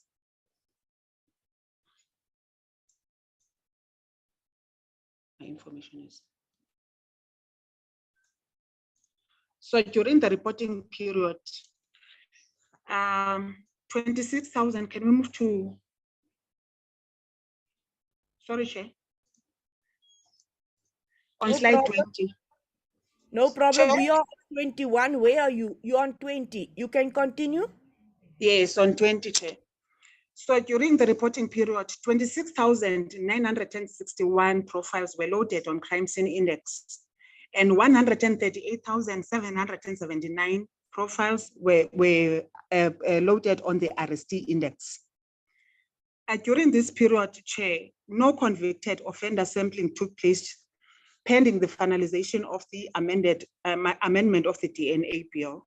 Therefore, as we can see on the table, if we are looking at table 21, the profiles that we are going to see, the 1,236 profiles reflected there under the convicted offender index are the profiles for persons who were sampled during arrest and were later convicted.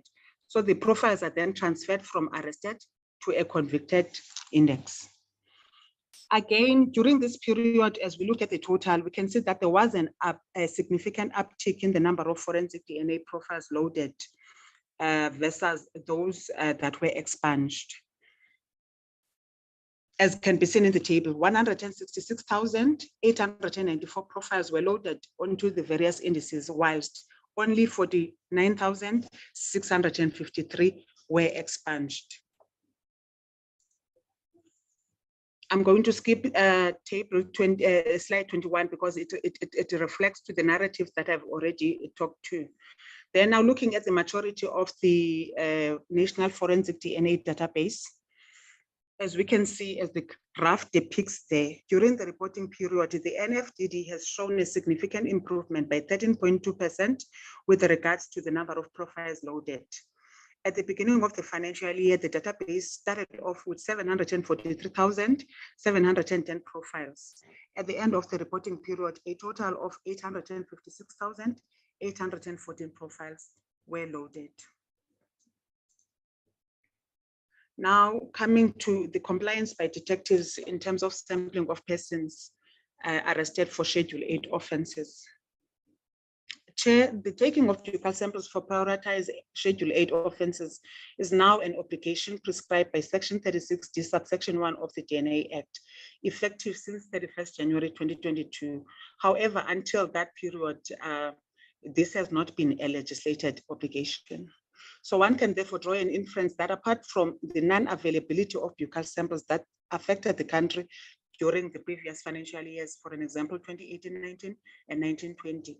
This probably was one of the other contributing factors to the low compliance rates by detectives nationally in sampling of Schedule 8 offenses.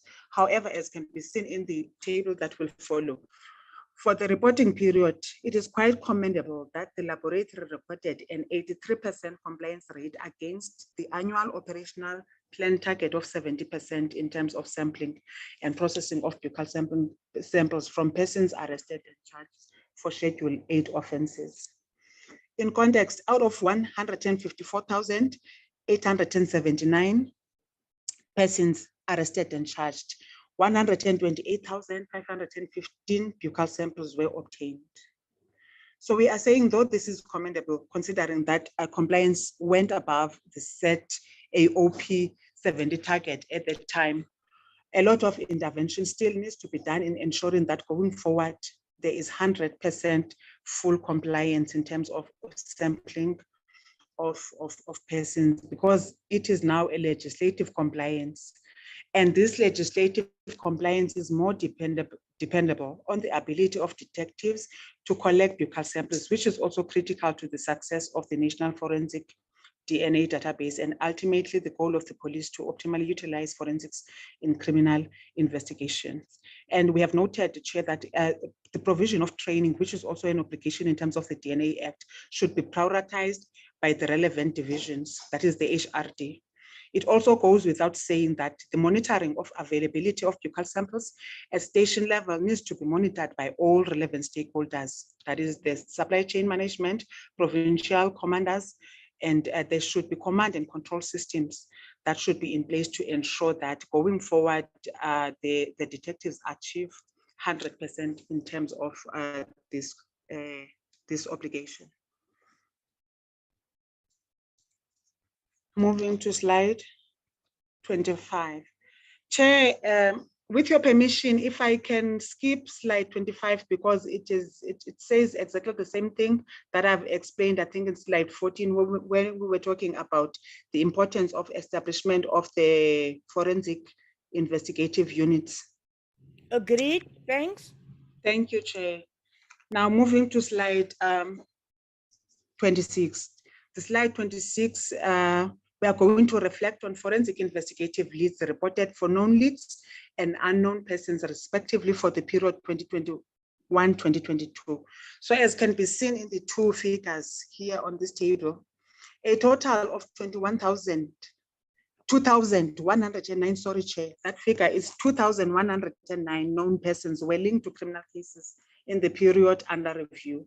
And then in 580 cases, criminal cases were linked, but the persons were still unknown.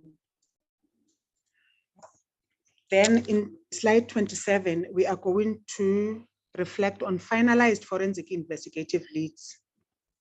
So basically what happens here, Chair, is that in the preceding year, the forensic leads are issued from the NFDD for follow-up, which is currently done by the detectives in the provinces. Because as I have already alluded, the forensic units have not yet been established.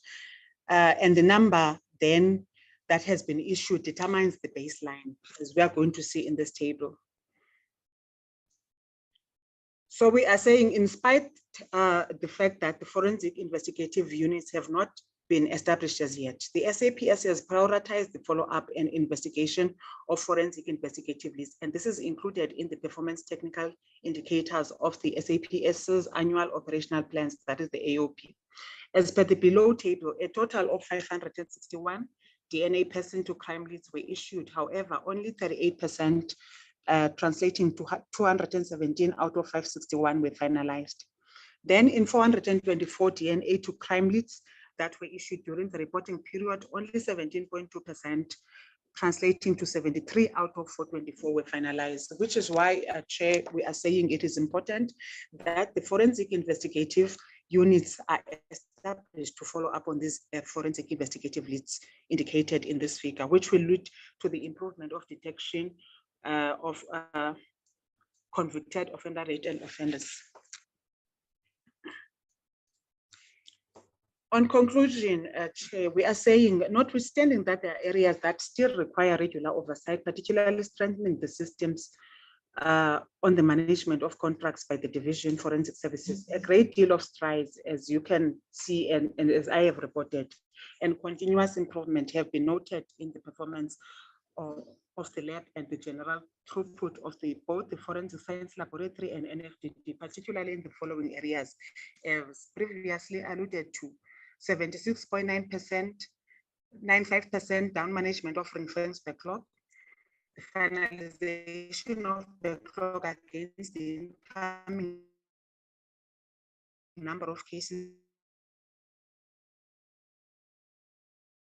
for the reporting period by 20.85 overall performance of the National Forensic DNA Database in relation to loading of profiles on various indices. That has improved by 13.2% from the previous financial year. We have noted 83% complaint rate by detectives nationally in sampling of persons arrested for Schedule 8 offenses. And we are saying, going further, the board will engage the National Commissioner in taking full responsibility to ensure that there is always sufficient supply of buccal samples and crime kits at the station level, and that relevant personnel is trained in conducting samples in order to fully comply with the DNA Act. So lastly, Chair, as promised that at the end of our presentation, we would like to appraise the PCOP in terms of the emerging issues that are the current focus areas for 2022-2023, which is what we are currently busy now. We can see there on the table that we still have got the DNA casework down management. It remains a matter of priority for the board until such time the FSL backlog would be below an acceptable international standard of below 10%. We are also reflecting on the fact that the deadline for the initial project for the ring-fence backlog was November 2022.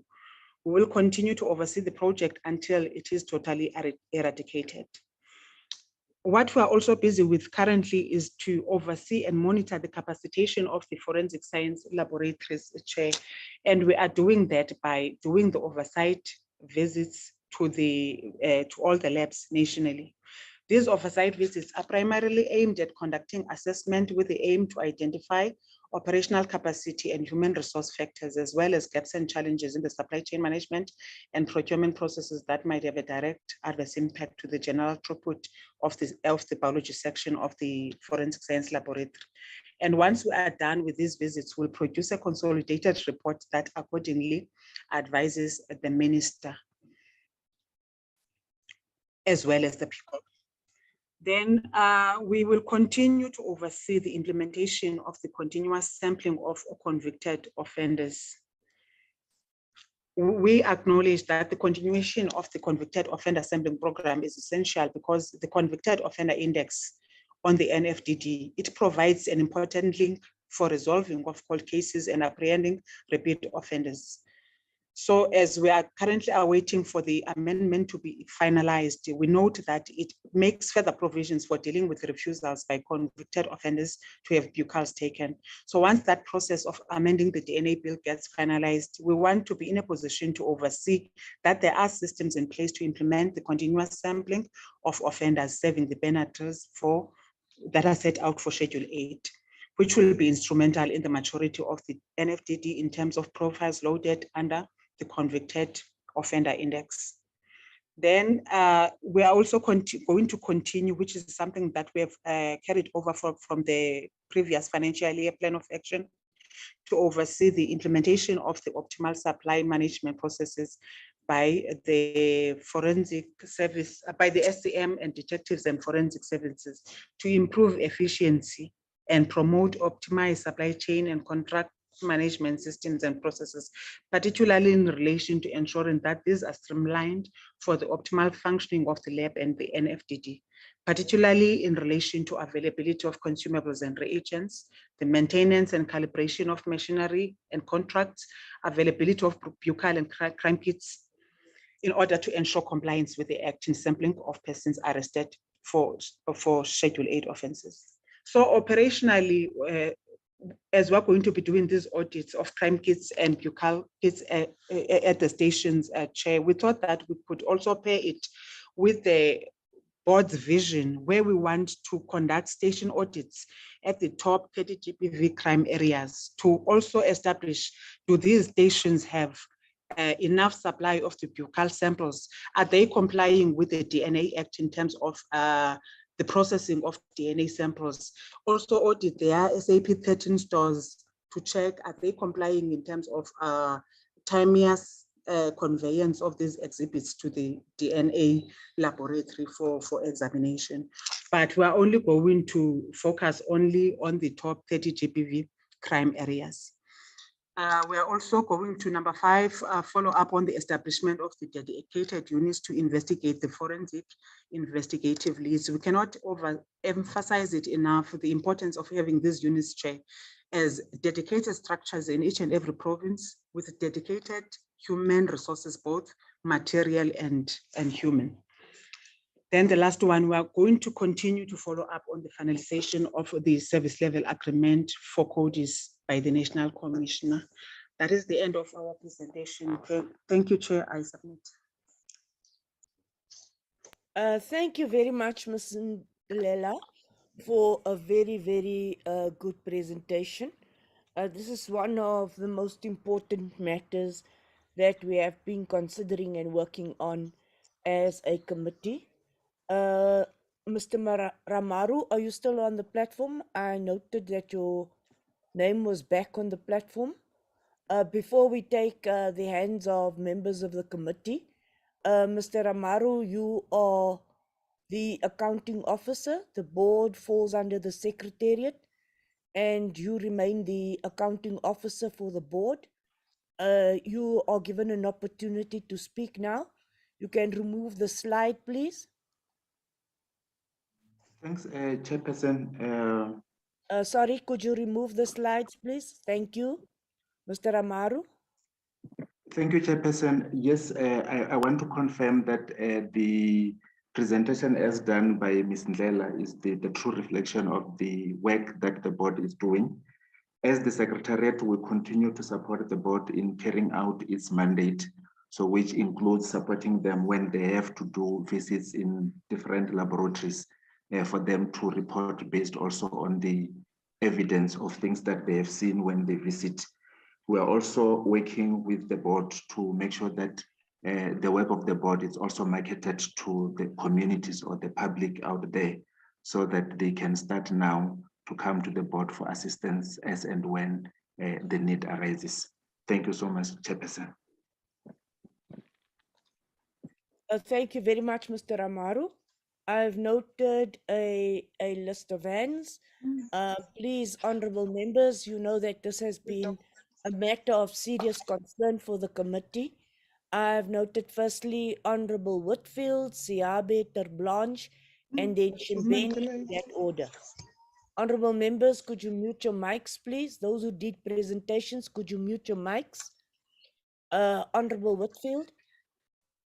Thank you very much, Chairperson, and thank you to the DNA board and to the presenter. Chair, before I ask some questions, it would be very helpful if you could indulge me and allow the presenter to put slide 23 back up, because I believe it requires some clarity, which she provided verbally in her conclusion, but the slide 23, I think, contradicts her input in terms of the effective date of the current criminal law forensic procedures amendment bill, which has not yet been signed into law. Slide 23, thank you. Just 1 second.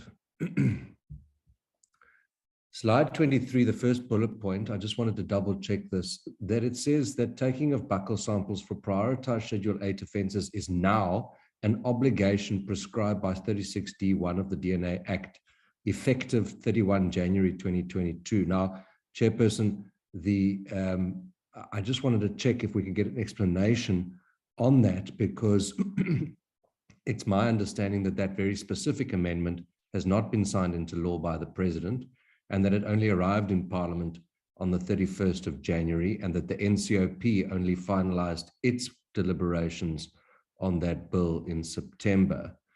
So that is the first point that I think just requires some clarity. The presenter did absolutely correctly say in her conclusion that the bill still needs to be signed into law. It is with the President. The second point, Chairperson, and thank you for indulging me with that slide, I no longer require it. The second point I'd like to raise, Chairperson, and you'll recall the fight that I had with the Minister and some members of the committee had with the Minister. Sorry, my apologies, Honorable Whitfield. You can remove the slide now. You have a correct point, Honorable Whitfield. Those dates are inconsistent with what we actually have experienced. Thank you, Chair. May I continue, Honorable Whitfield? I've now got some more dates, Chair, and yes, you can continue. I have the same concerns, so you can continue. You will recall Take that your time. The committee has been the champion, together with civil society, on this bill since 2019 in the 6th Parliament. And we warned the Minister in 2019 that the term of the previous board was coming to an end at the end of January 2020. To be specific, the 31st of January 2020 is when the previous board's term expired. The Minister took no action to advertise for appointments that we're aware of to the new board. We then have the DNA board annual report saying that the current board was appointed in May 2020, but the Act requires that the Minister must table that before Parliament within 14 days. And I know that during the course of that year, I repeatedly asked the Minister when he would appoint the board. And the board was only, in fact, so far as parliamentary records will reveal, appointed in October 2020, when the names were finally submitted to the Speaker of the National Assembly and the Chairperson of the National Council of Provinces. And so I would like the DNA board to provide us with some evidence of their appointment on the date reflected in the annual report, because I do not recall that.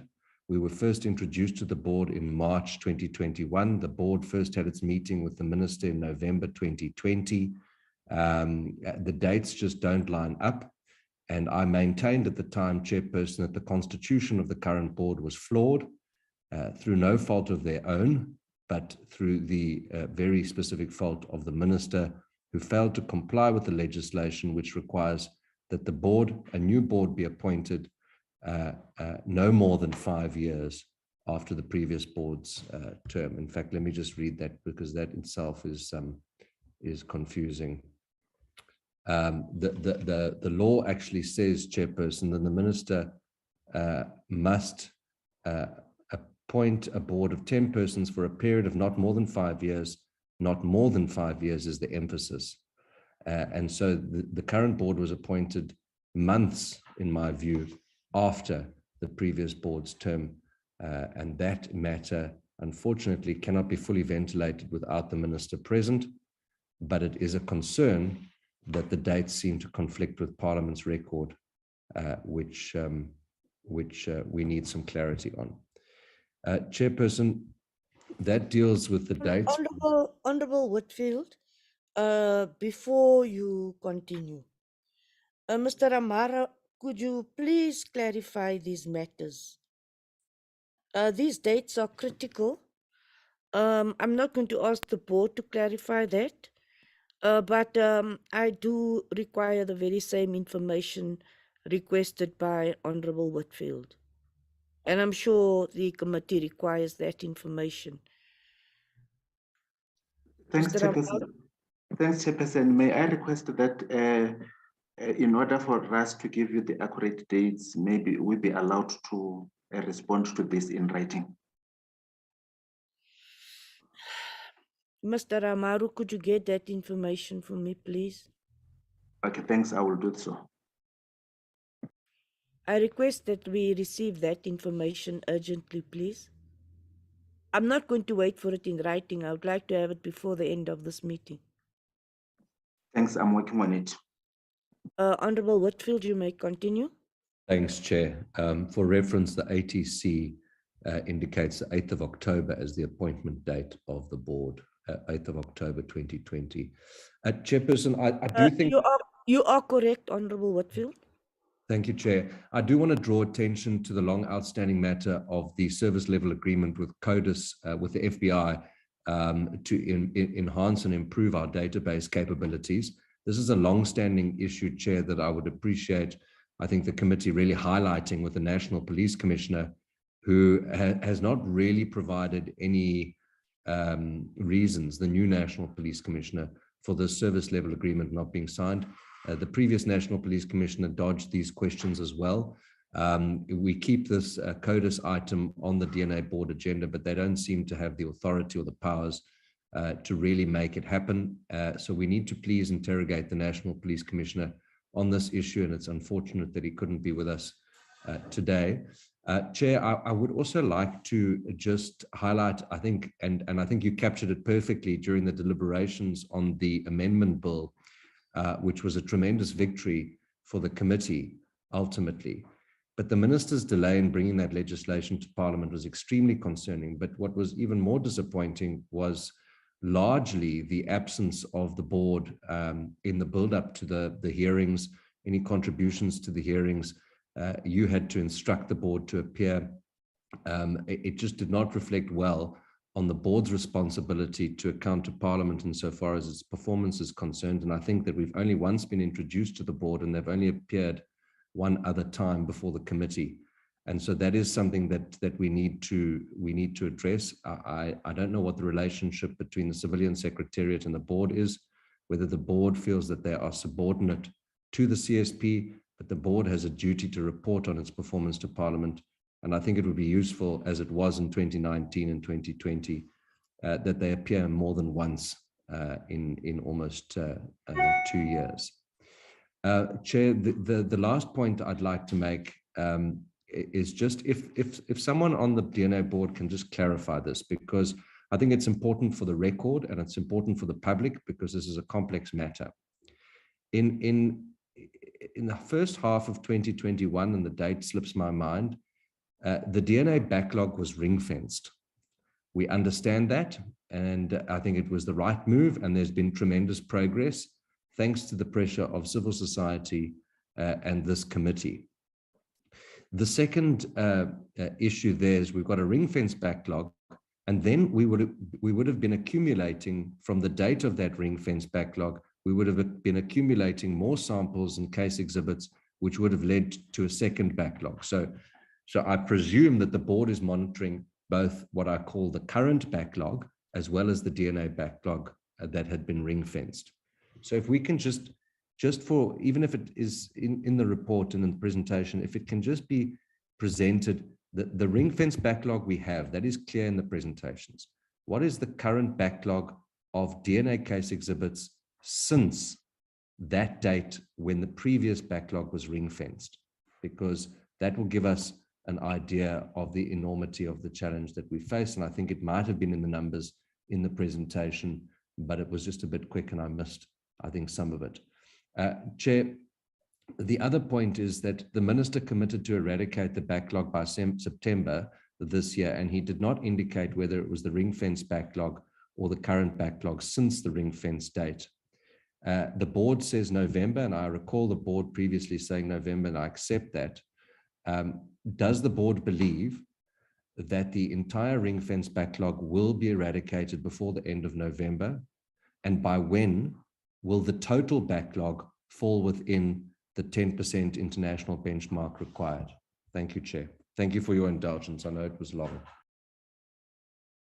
Honorable Whitfield, there's nothing long about this DNA matter. We have been seized with this matter now, seriously so. And we don't seem to get accurate information. This information keeps on shifting, and I have a long list of all the dates and when you told us that you're going to eradicate the backlog. You've given us information, your information contradicts itself. I could ask Nicolette to put that on the screen right now, because we did an analysis of what you have been telling us. I've consistently asked that you do not come to this committee to mislead us. Please do not forget that everything you say here is recorded. And all we need to do is to go back to the records where you have done presentations, where the minister has given us input, and we analyze what you're saying. So you've been extremely inconsistent in what you're saying.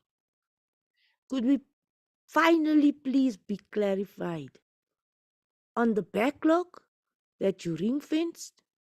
You promised us that after you ring-fenced that backlog, you would be able to be on stream, and that you would then be able to do the DNA samples regularly, and that we would not fall into a similar situation.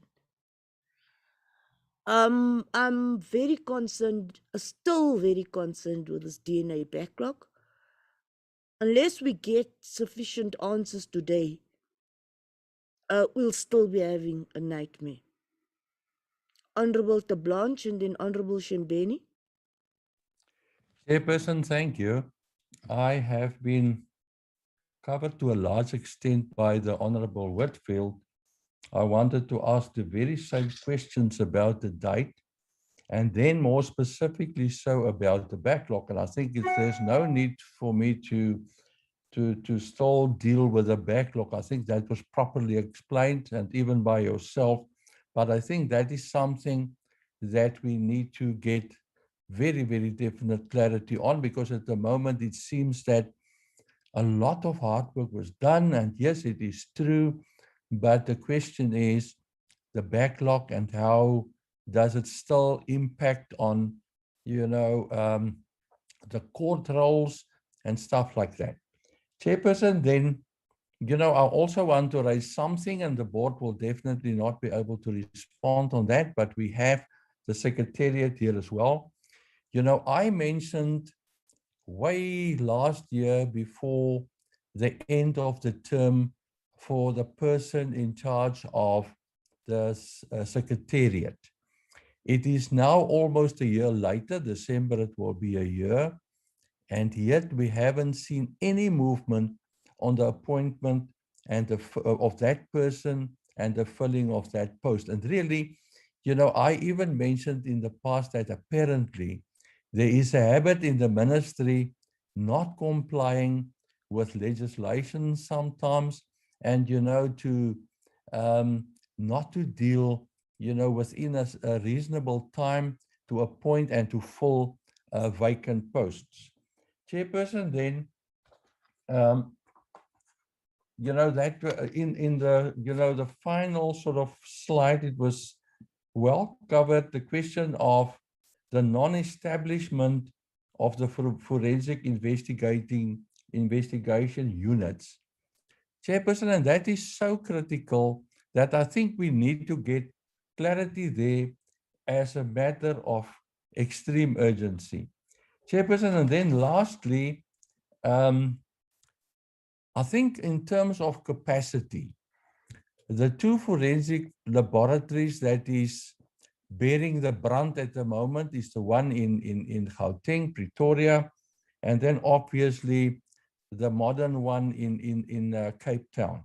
Chairperson, and then it brings me to the finalization or the bringing on board or on stream of the two other forensic laboratories, the one in the Eastern Cape And then a very concerning issue is the one in KwaZulu-Natal. Chairperson, I think that at some stage we need to be informed what is happening with the establishing and finalization of those two laboratories. Thank you, Chairperson. Thank you very much, Honorable De Blanche. Honorable Shimbeni. Thank you, Chairperson.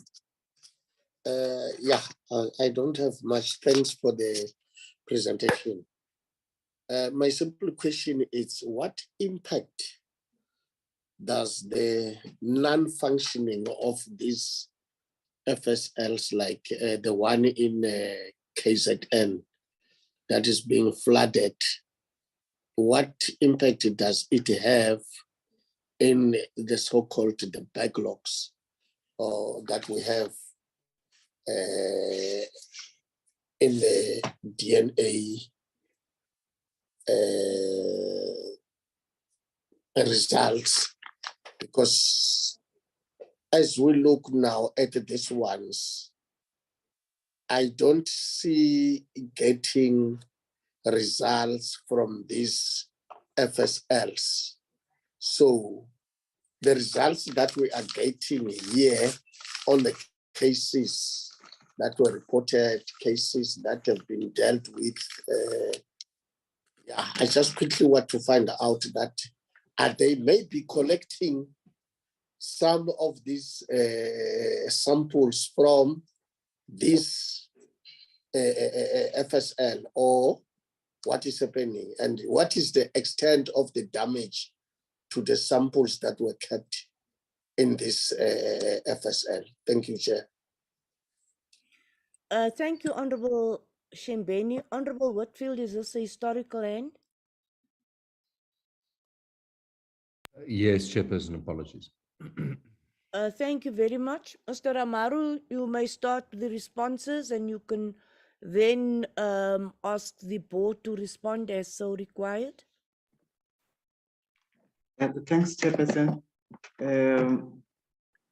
I will deal with the questions that specifically need the Secretariat, and then as you indicated, then the board will take over.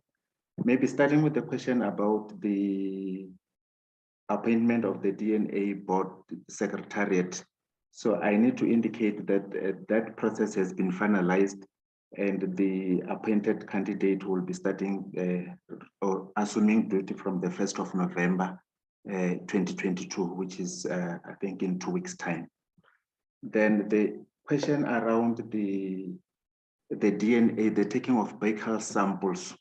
So I need to indicate that as much as there is a DNA bill that we have processed through Parliament, which the Portfolio Committee is dealing with. So there was a proclamation that was done by the President, specifically now on the taking of the buccal samples from the 31st of January 2022. This was done under Section 9 of the Criminal Law Act 2013. And it was signed by the President, I think on the 16th of December. So we will share the gazette that had dealt specifically with that matter. Chairperson, I will then hand over to the board through you.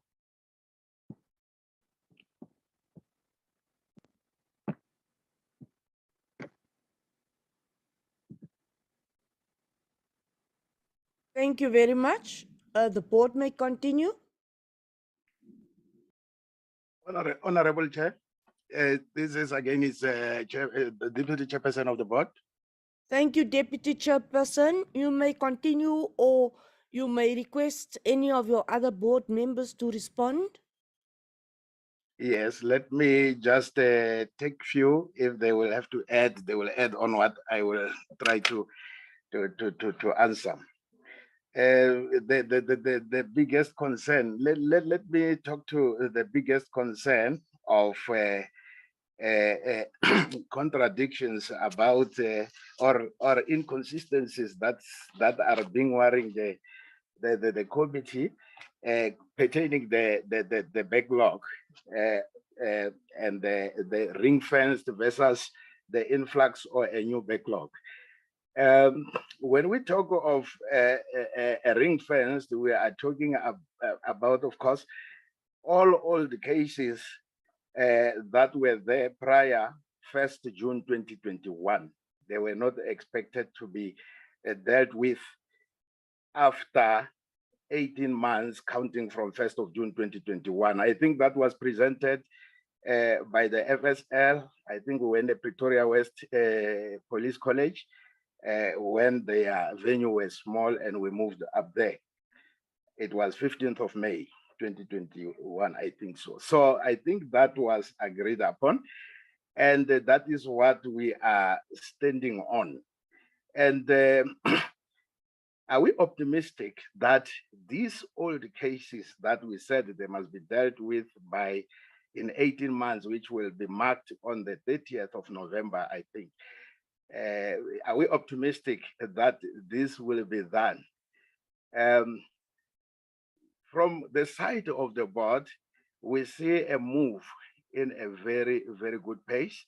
And we think that if we can say we are left with a lot of cases, for now we can estimate up to between 4,000 to 5,000 cases, which is not a big deal to deal with in terms of all the cases. Now, we talk about the new influx backlog, which is the new oncoming cases that must be dealt with a turnaround time of different categories. You talk of complex, non-routine, routine, intelligence, and so forth, which have got different dates that they are supposed to be finished within, counting with SAPS, which are controls from arrested individuals or which are supposed to be run in an RI lane, which we were told, or we know that it was also capacitated highly. We spoke about it. So now we're talking about this new backlog, which is after, it should be after June up to date. I think the question of the honorable members, they want to know, are we gonna be up to par in terms of we will be doing only these cases within that categories threshold from November onwards? They want to know from the board if really we will be having that. And again, we are in a disaster management here when we are dealing with an issue of backlog, which obviously we inherited as a board. And so now we want to know, to predict whether we will be having cases that are all of them coming and be dealt with in a time frame of turnaround times. In our speculation, because this is what is to come, and we have to deduce from the present situation when we check capacities and the flow of work as of observing now. The Secretariat ended up her presentation indicating that at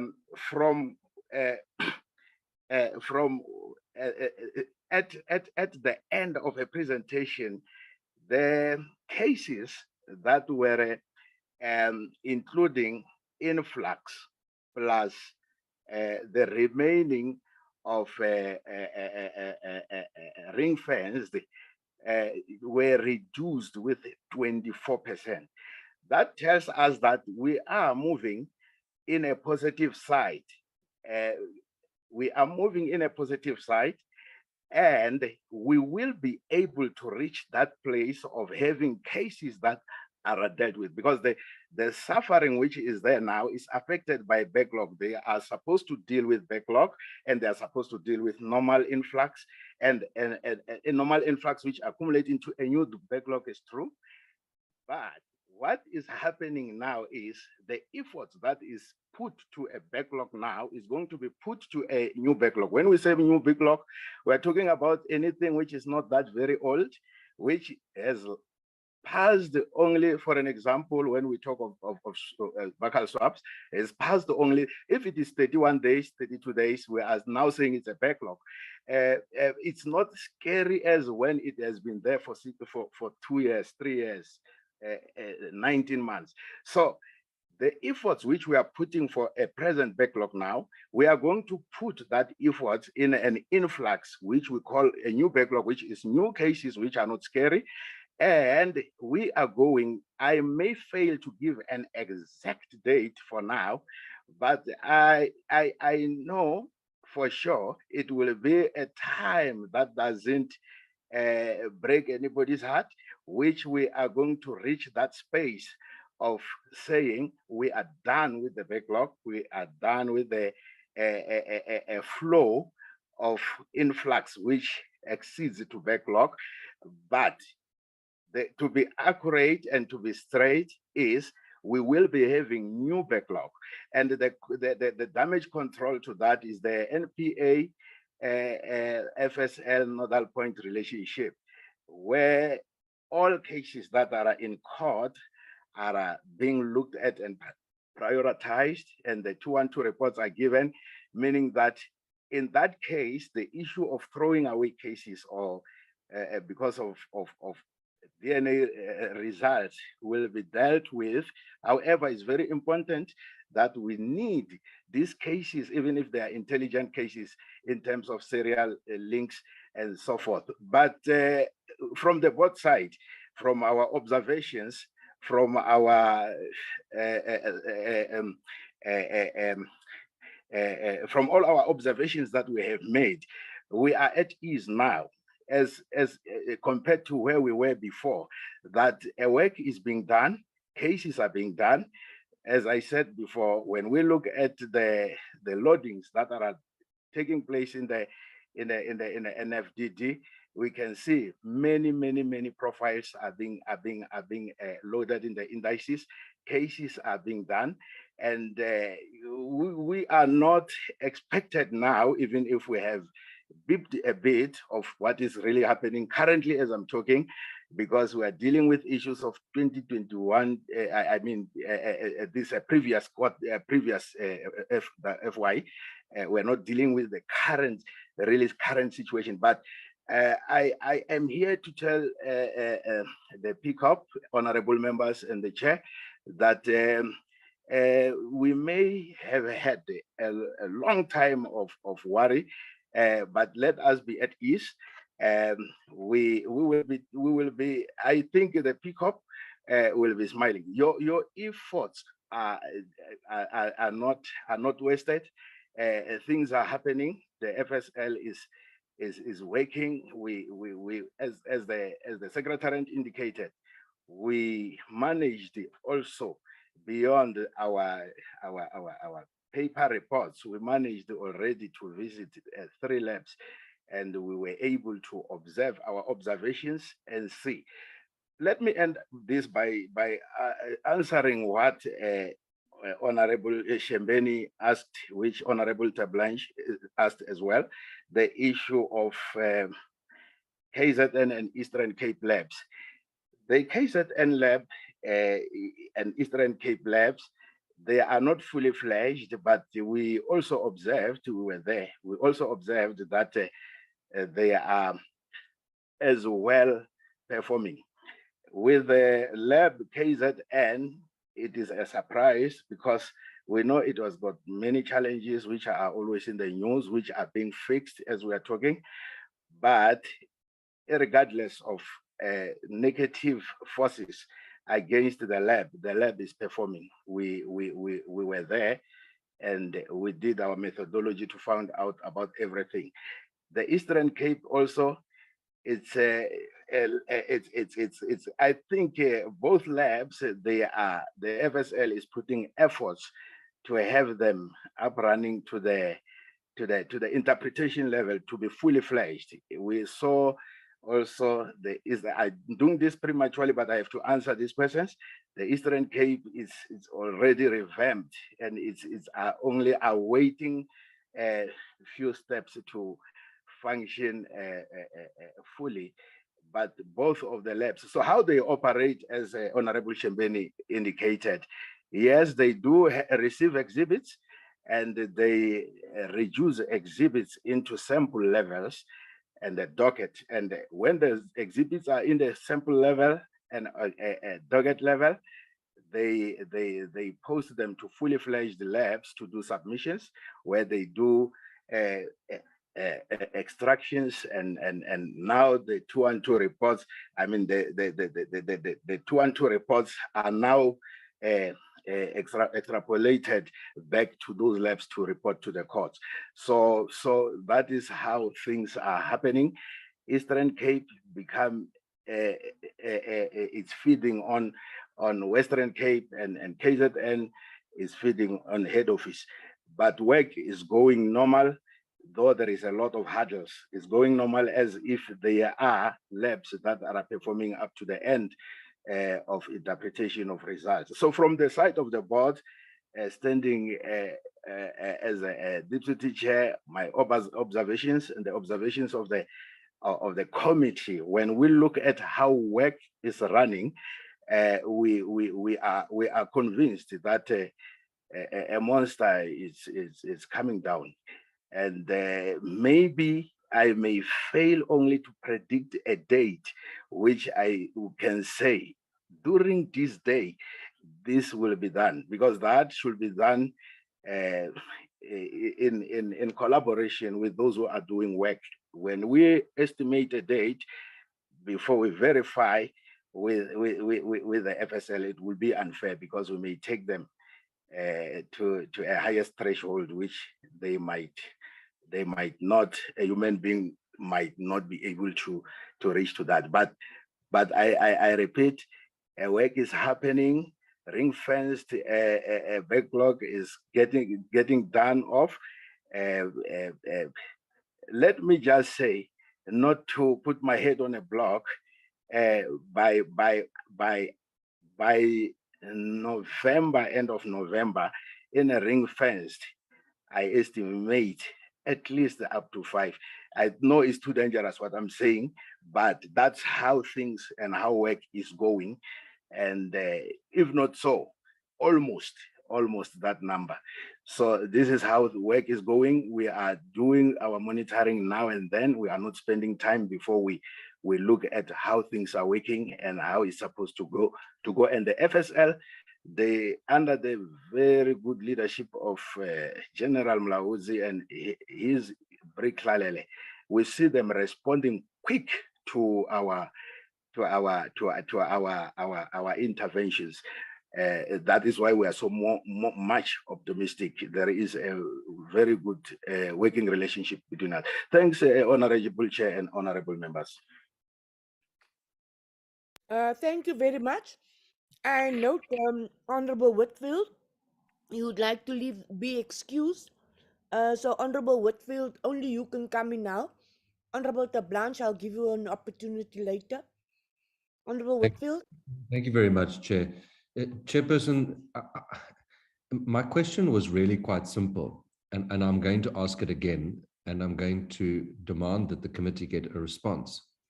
But before I do that, firstly, the person who just spoke, your head is on the block. The entire DNA board's head is on the block, because the report commits to finalizing the DNA backlog, which the ring-fence backlog, by November. That is there, that's in black and white. So that must be done. And all indications from the very positive review that is given indicate that that will be done. And this committee will hold the board and the SAPS forensics to account in that regard. But my question is simple, Chair, and it wasn't answered. We know what the ring-fence backlog was. The ring-fence backlog was ring-fenced in June 2021, as we've been told. What I want to know is the actual number of backlog DNA case exhibits since that date. I want to know that figure. Since June 2021, what is the current accumulated backlog, not the ring-fence backlog, the current accumulated backlog of DNA case exhibits, and by when will that backlog be dealt with. The very last point, Chairperson, and this is a new question. Does the board foresee any financial challenges or funding challenges to ensure the full implementation of the Criminal Law Forensic Procedures Bill? Hopefully it'll be an act sooner rather than later. Do they foresee any funding challenges in making sure the full implementation of that bill takes effect going forward? Thank you very much. Thank you very much. Mr. Amaru or the board, you may respond. Can I come in, Chair? Yes, you may. Okay. The current backlog in the forensics, which includes the let me talk about the current, which is the influx, new and everything.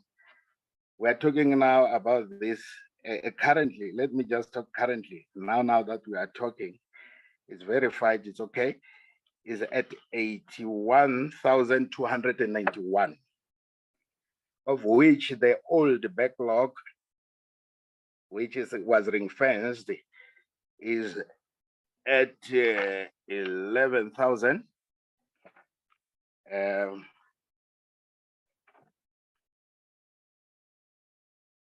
Yeah, it's at 11,000. Yeah.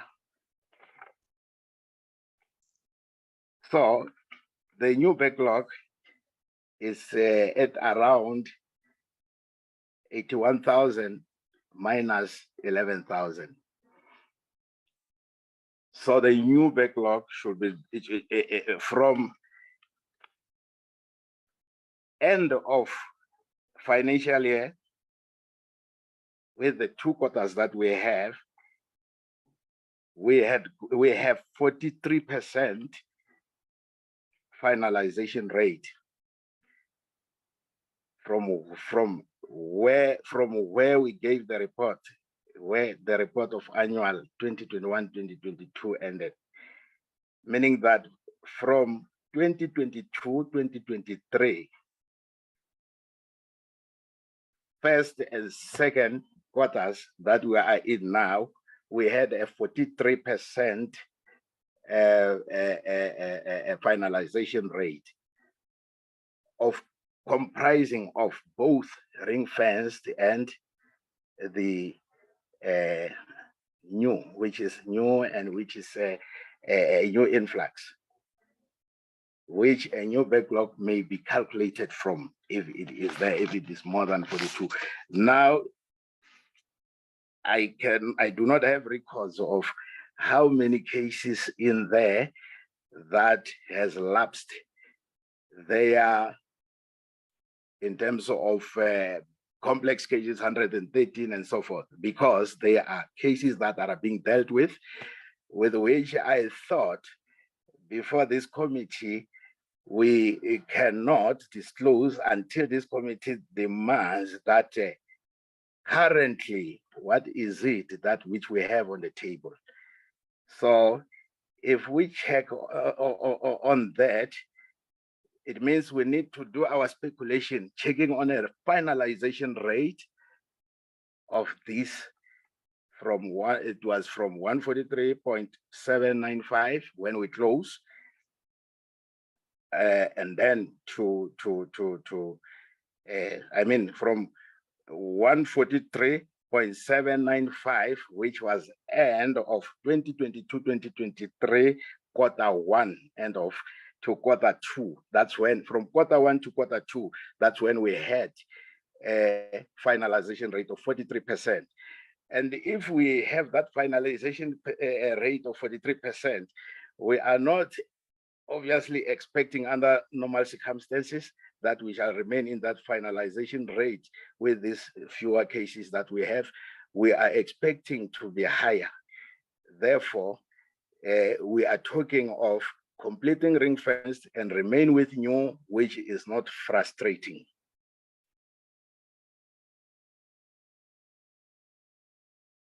Thank you, Chair, and the honorable member. Thank you But very much. what I said, Chair, is verified, but is not forming part of our reports. Thank you very much. Any further responses? Chair, there was a question on funding. Yes, that's why I'm asking for responses. Mr. Amaro, the funding?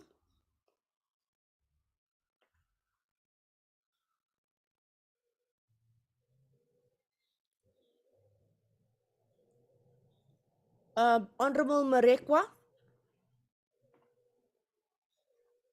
Mr. Amaru, could you prepare your response to the funding question? Honorable Marekwa? Thank you, Chairperson.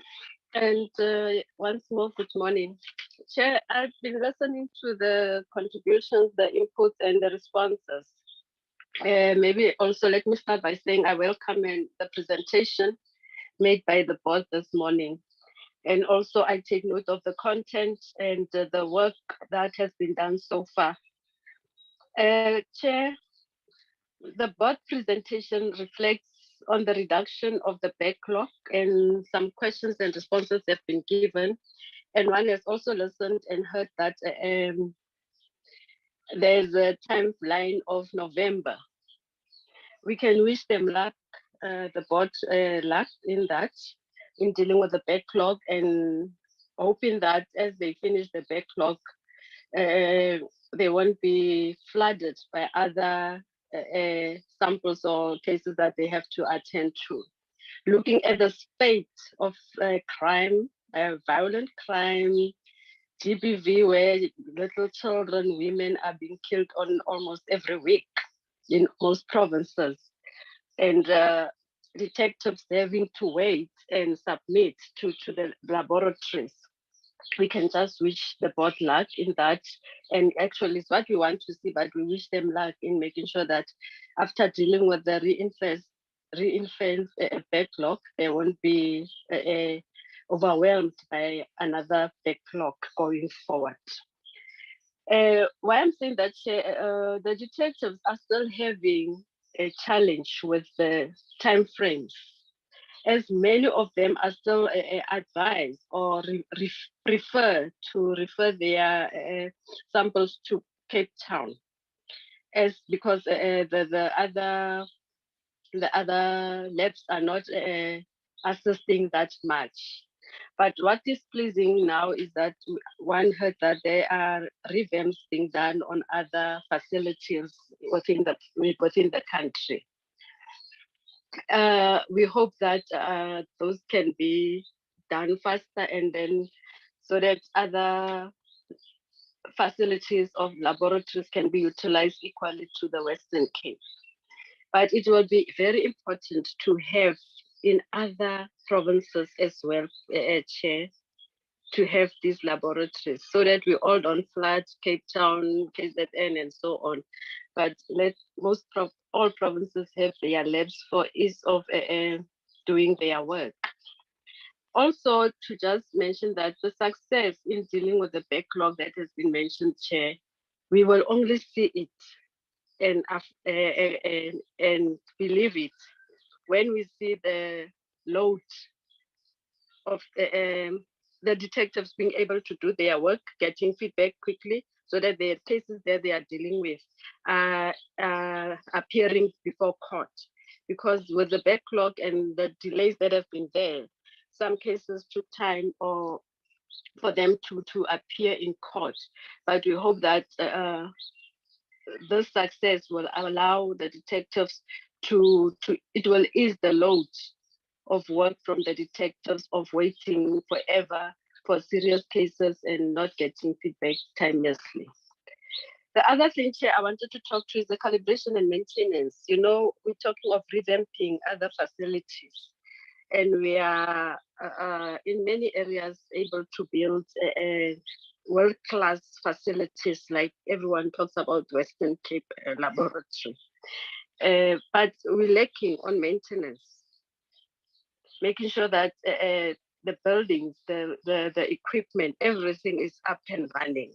Once we buy these things, they are left there, and then from day-to-day use. Nobody comes and check the quality assurance and all those other things that are needed to making sure that such facilities run and in good maintenance order for a long time. We should not, I would advise the board that and whoever is involved to say that let us avoid this thing of allowing facilities and equipment to be run down, to be at their weakest when we start again to revamp and spend more money. But let us make sure that continuously we maintain and make sure that what needs to be attended to is attended to timeously, so that we avoid issues with backlog and all those other things where all provinces run to Western Cape. And there be also equal attention on all facilities, because even people from Gauteng, some still maybe refer to send some certain samples to Western Cape. So let us make sure that there's also equal attention given and support to all facilities in the country. Thank you, Chair. Thank you very much, Honorable Marekwa. Honorable Tablanche. In the meantime, I'm still waiting for the response on the budget. Chairperson, thank you. May I proceed? Yes, you may. Chairperson, thank you. You know, the presentation that we got was quite inspiring, but really, you know, I am very disappointed, if not shocked. You know, from what the last two presenters from the board said here. Chairperson, it was quite clear that they were ill-prepared, didn't have all the information, were merely speculating, told us a lot of, I don't know what you can call the information that they conveyed to us. You know, it didn't add any value to this conversation. The only thing that it did, Chairperson, is to really, you know, highlight the fact that apparently, and even at this late stage, this new board are not aware that this is a very important issue and that we are still battling to get on top of this. Chairperson, we cannot even trust the last information that was given to us regarding the backlog, because the last gentleman, Mr. Sono, said that this is checked, but once again, it's not part of their presentation. Chairperson, I think we need to get proper information, and we must really impress on this board that we are serious about this. We cannot allow, you know, just, you know, the laissez-faire approach to continue. And I am very, very disappointed. And I think that, you know, they even need us an apology, Chairperson. Thank you, Chairperson. Thank you very much, Honorable Tablanche. Do I have any further hands? Sorry, Honorable Chair. Yes, I'm Mr. struggling Sono. with my gadget to raise a hand. I'm sorry about that. No, we're coming to you to give responses. Yeah, You may yes. start with the responses. Thank you, Chair. It's Honorable Chair. It's Sono, is Mr. Sono.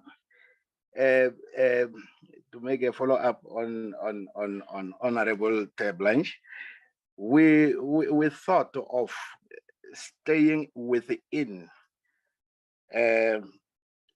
previous annual year report which we're coming to present, but one of our honorable members insisted that what is, I'm not sure if it's one of the previous honorable members from the pickup insisted that we want current status. Current status means information which is now. And information which is now is the 2 quarters of 2022-2023. Is the 2 quarters of 2022-2023. Hence, I said, we know what is in there is verified with the FSL. We know what is it, current information or current appraisal. but we were coming to deal with the issues of annual 2021-2022, but that denies us more information that indicates that there is progression of dealing with a problem, because we had to swallow the information which we have, which is the first and the second quarter of 2022-2023 annual year, which we're still going to give a report in due time. But there is a need for the PCOP to understand how is the graph going up to where we are. So I thought, since the information is verified, let me share of this information. Officially, we were here to discuss 2021-2022, but what if it's demanded that what is the current? I apologize if current he was referring to end of fourth quarter 2021, which was looking to be not satisfactory to others.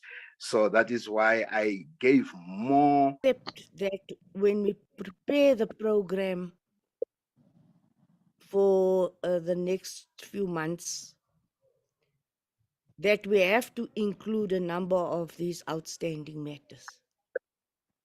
Honorable Whip, you normally approve the program. The DNA board and the DNA matters to serve on the agenda again, with the minister, the deputy minister, and the national commissioner being present in the meeting. Honorable Whip. Yes, Chair. So we're in agreement that we have to place this item on the agenda again. Yes. Honorable members, are you in agreement that we are not going to finish this matter today? I think the more information we're getting, the more concerned we are becoming. I am really becoming more concerned. The more you give me responses, the more I require more information. This is just getting me nowhere. Members of the committee, I'm not getting any satisfactory responses. I do believe that we have to put this item on the agenda again with the Minister and the National Commissioner in the meeting. Honorable Tablanche. Chairperson, thank you. I agree with you, and as I said, maybe the one thing that we need to achieve today in this meeting is to convince the board that they have a very serious responsibility, and we are going to arrange, or we need to arrange, a follow-up meeting. And if they come back again, they must really come back well prepared with very definite figures and no speculations. We don't know, we don't want to hear what they think or what they speculate.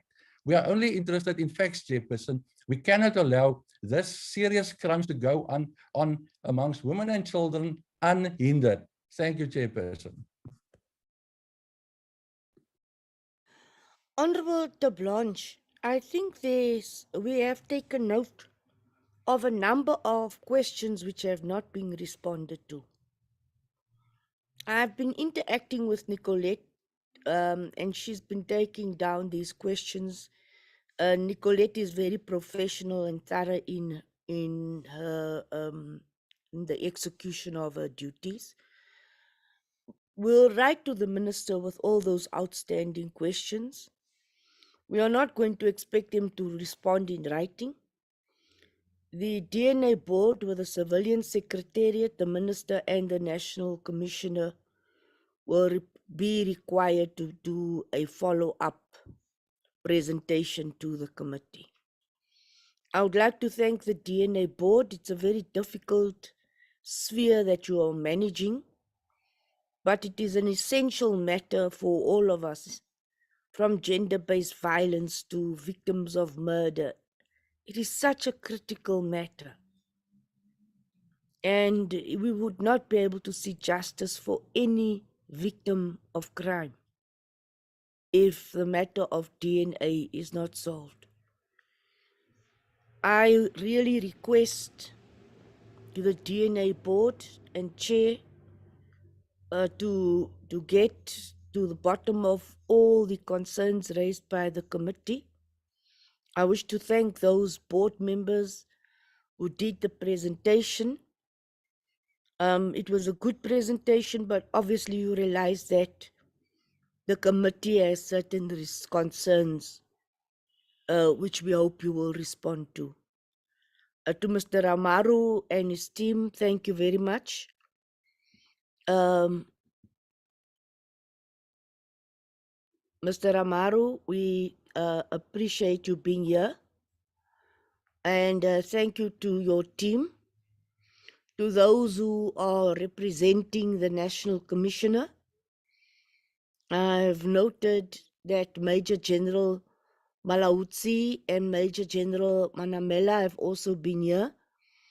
Would you like to comment before I close the meeting? Major General Manamela and Mulautsi?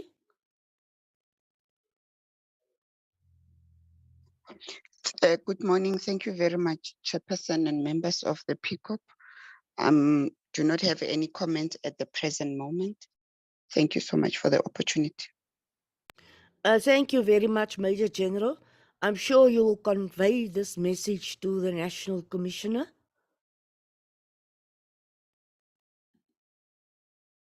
Will do so, Chair. Thank you. Major General Mulautsi. Thank you, Chair. Honorable members, we took note of what was presented, and that will convey the message to National Commissioner. Thank you, Chair. Thank you very much, honorable members, for the fruitful deliberations. The committee, we are moving towards the end of October, and there's a very, very serious demand on our time. I wish all the members well. The meeting is now adjourned. Thank you very much, honorable members. We will communicate to you according to the time slots which will be allocated to you to peruse the Kinnear report, and the details of the next meeting will be communicated to you. Thank you very much. Thank you very much to Nicolette, Babawa and Nobesutu for the hard work. You have been working overtime to get things done, sending me documents late at night. I've returned documents to you early hours of the morning. I apologize for this. Your sleep has been disrupted. I take responsibility for that, but you have done a sterling job. Thank you very much to the Whip, Honorable Whip, for assisting. We can always depend on you, Honorable Whip. Thank you very much to all the members of the different political parties. This is one committee where we cannot have party political squabbles, and where the entire nation, our country, depends on us. Thank you to those members of the public who have joined us, members of SAPS and the Civilian Secretariat. The meeting is now adjourned. Thank you. Thank you, Chair. Thank you, Whip. Thank you, Chair. Bye. Thank you, members. Bye. Bye.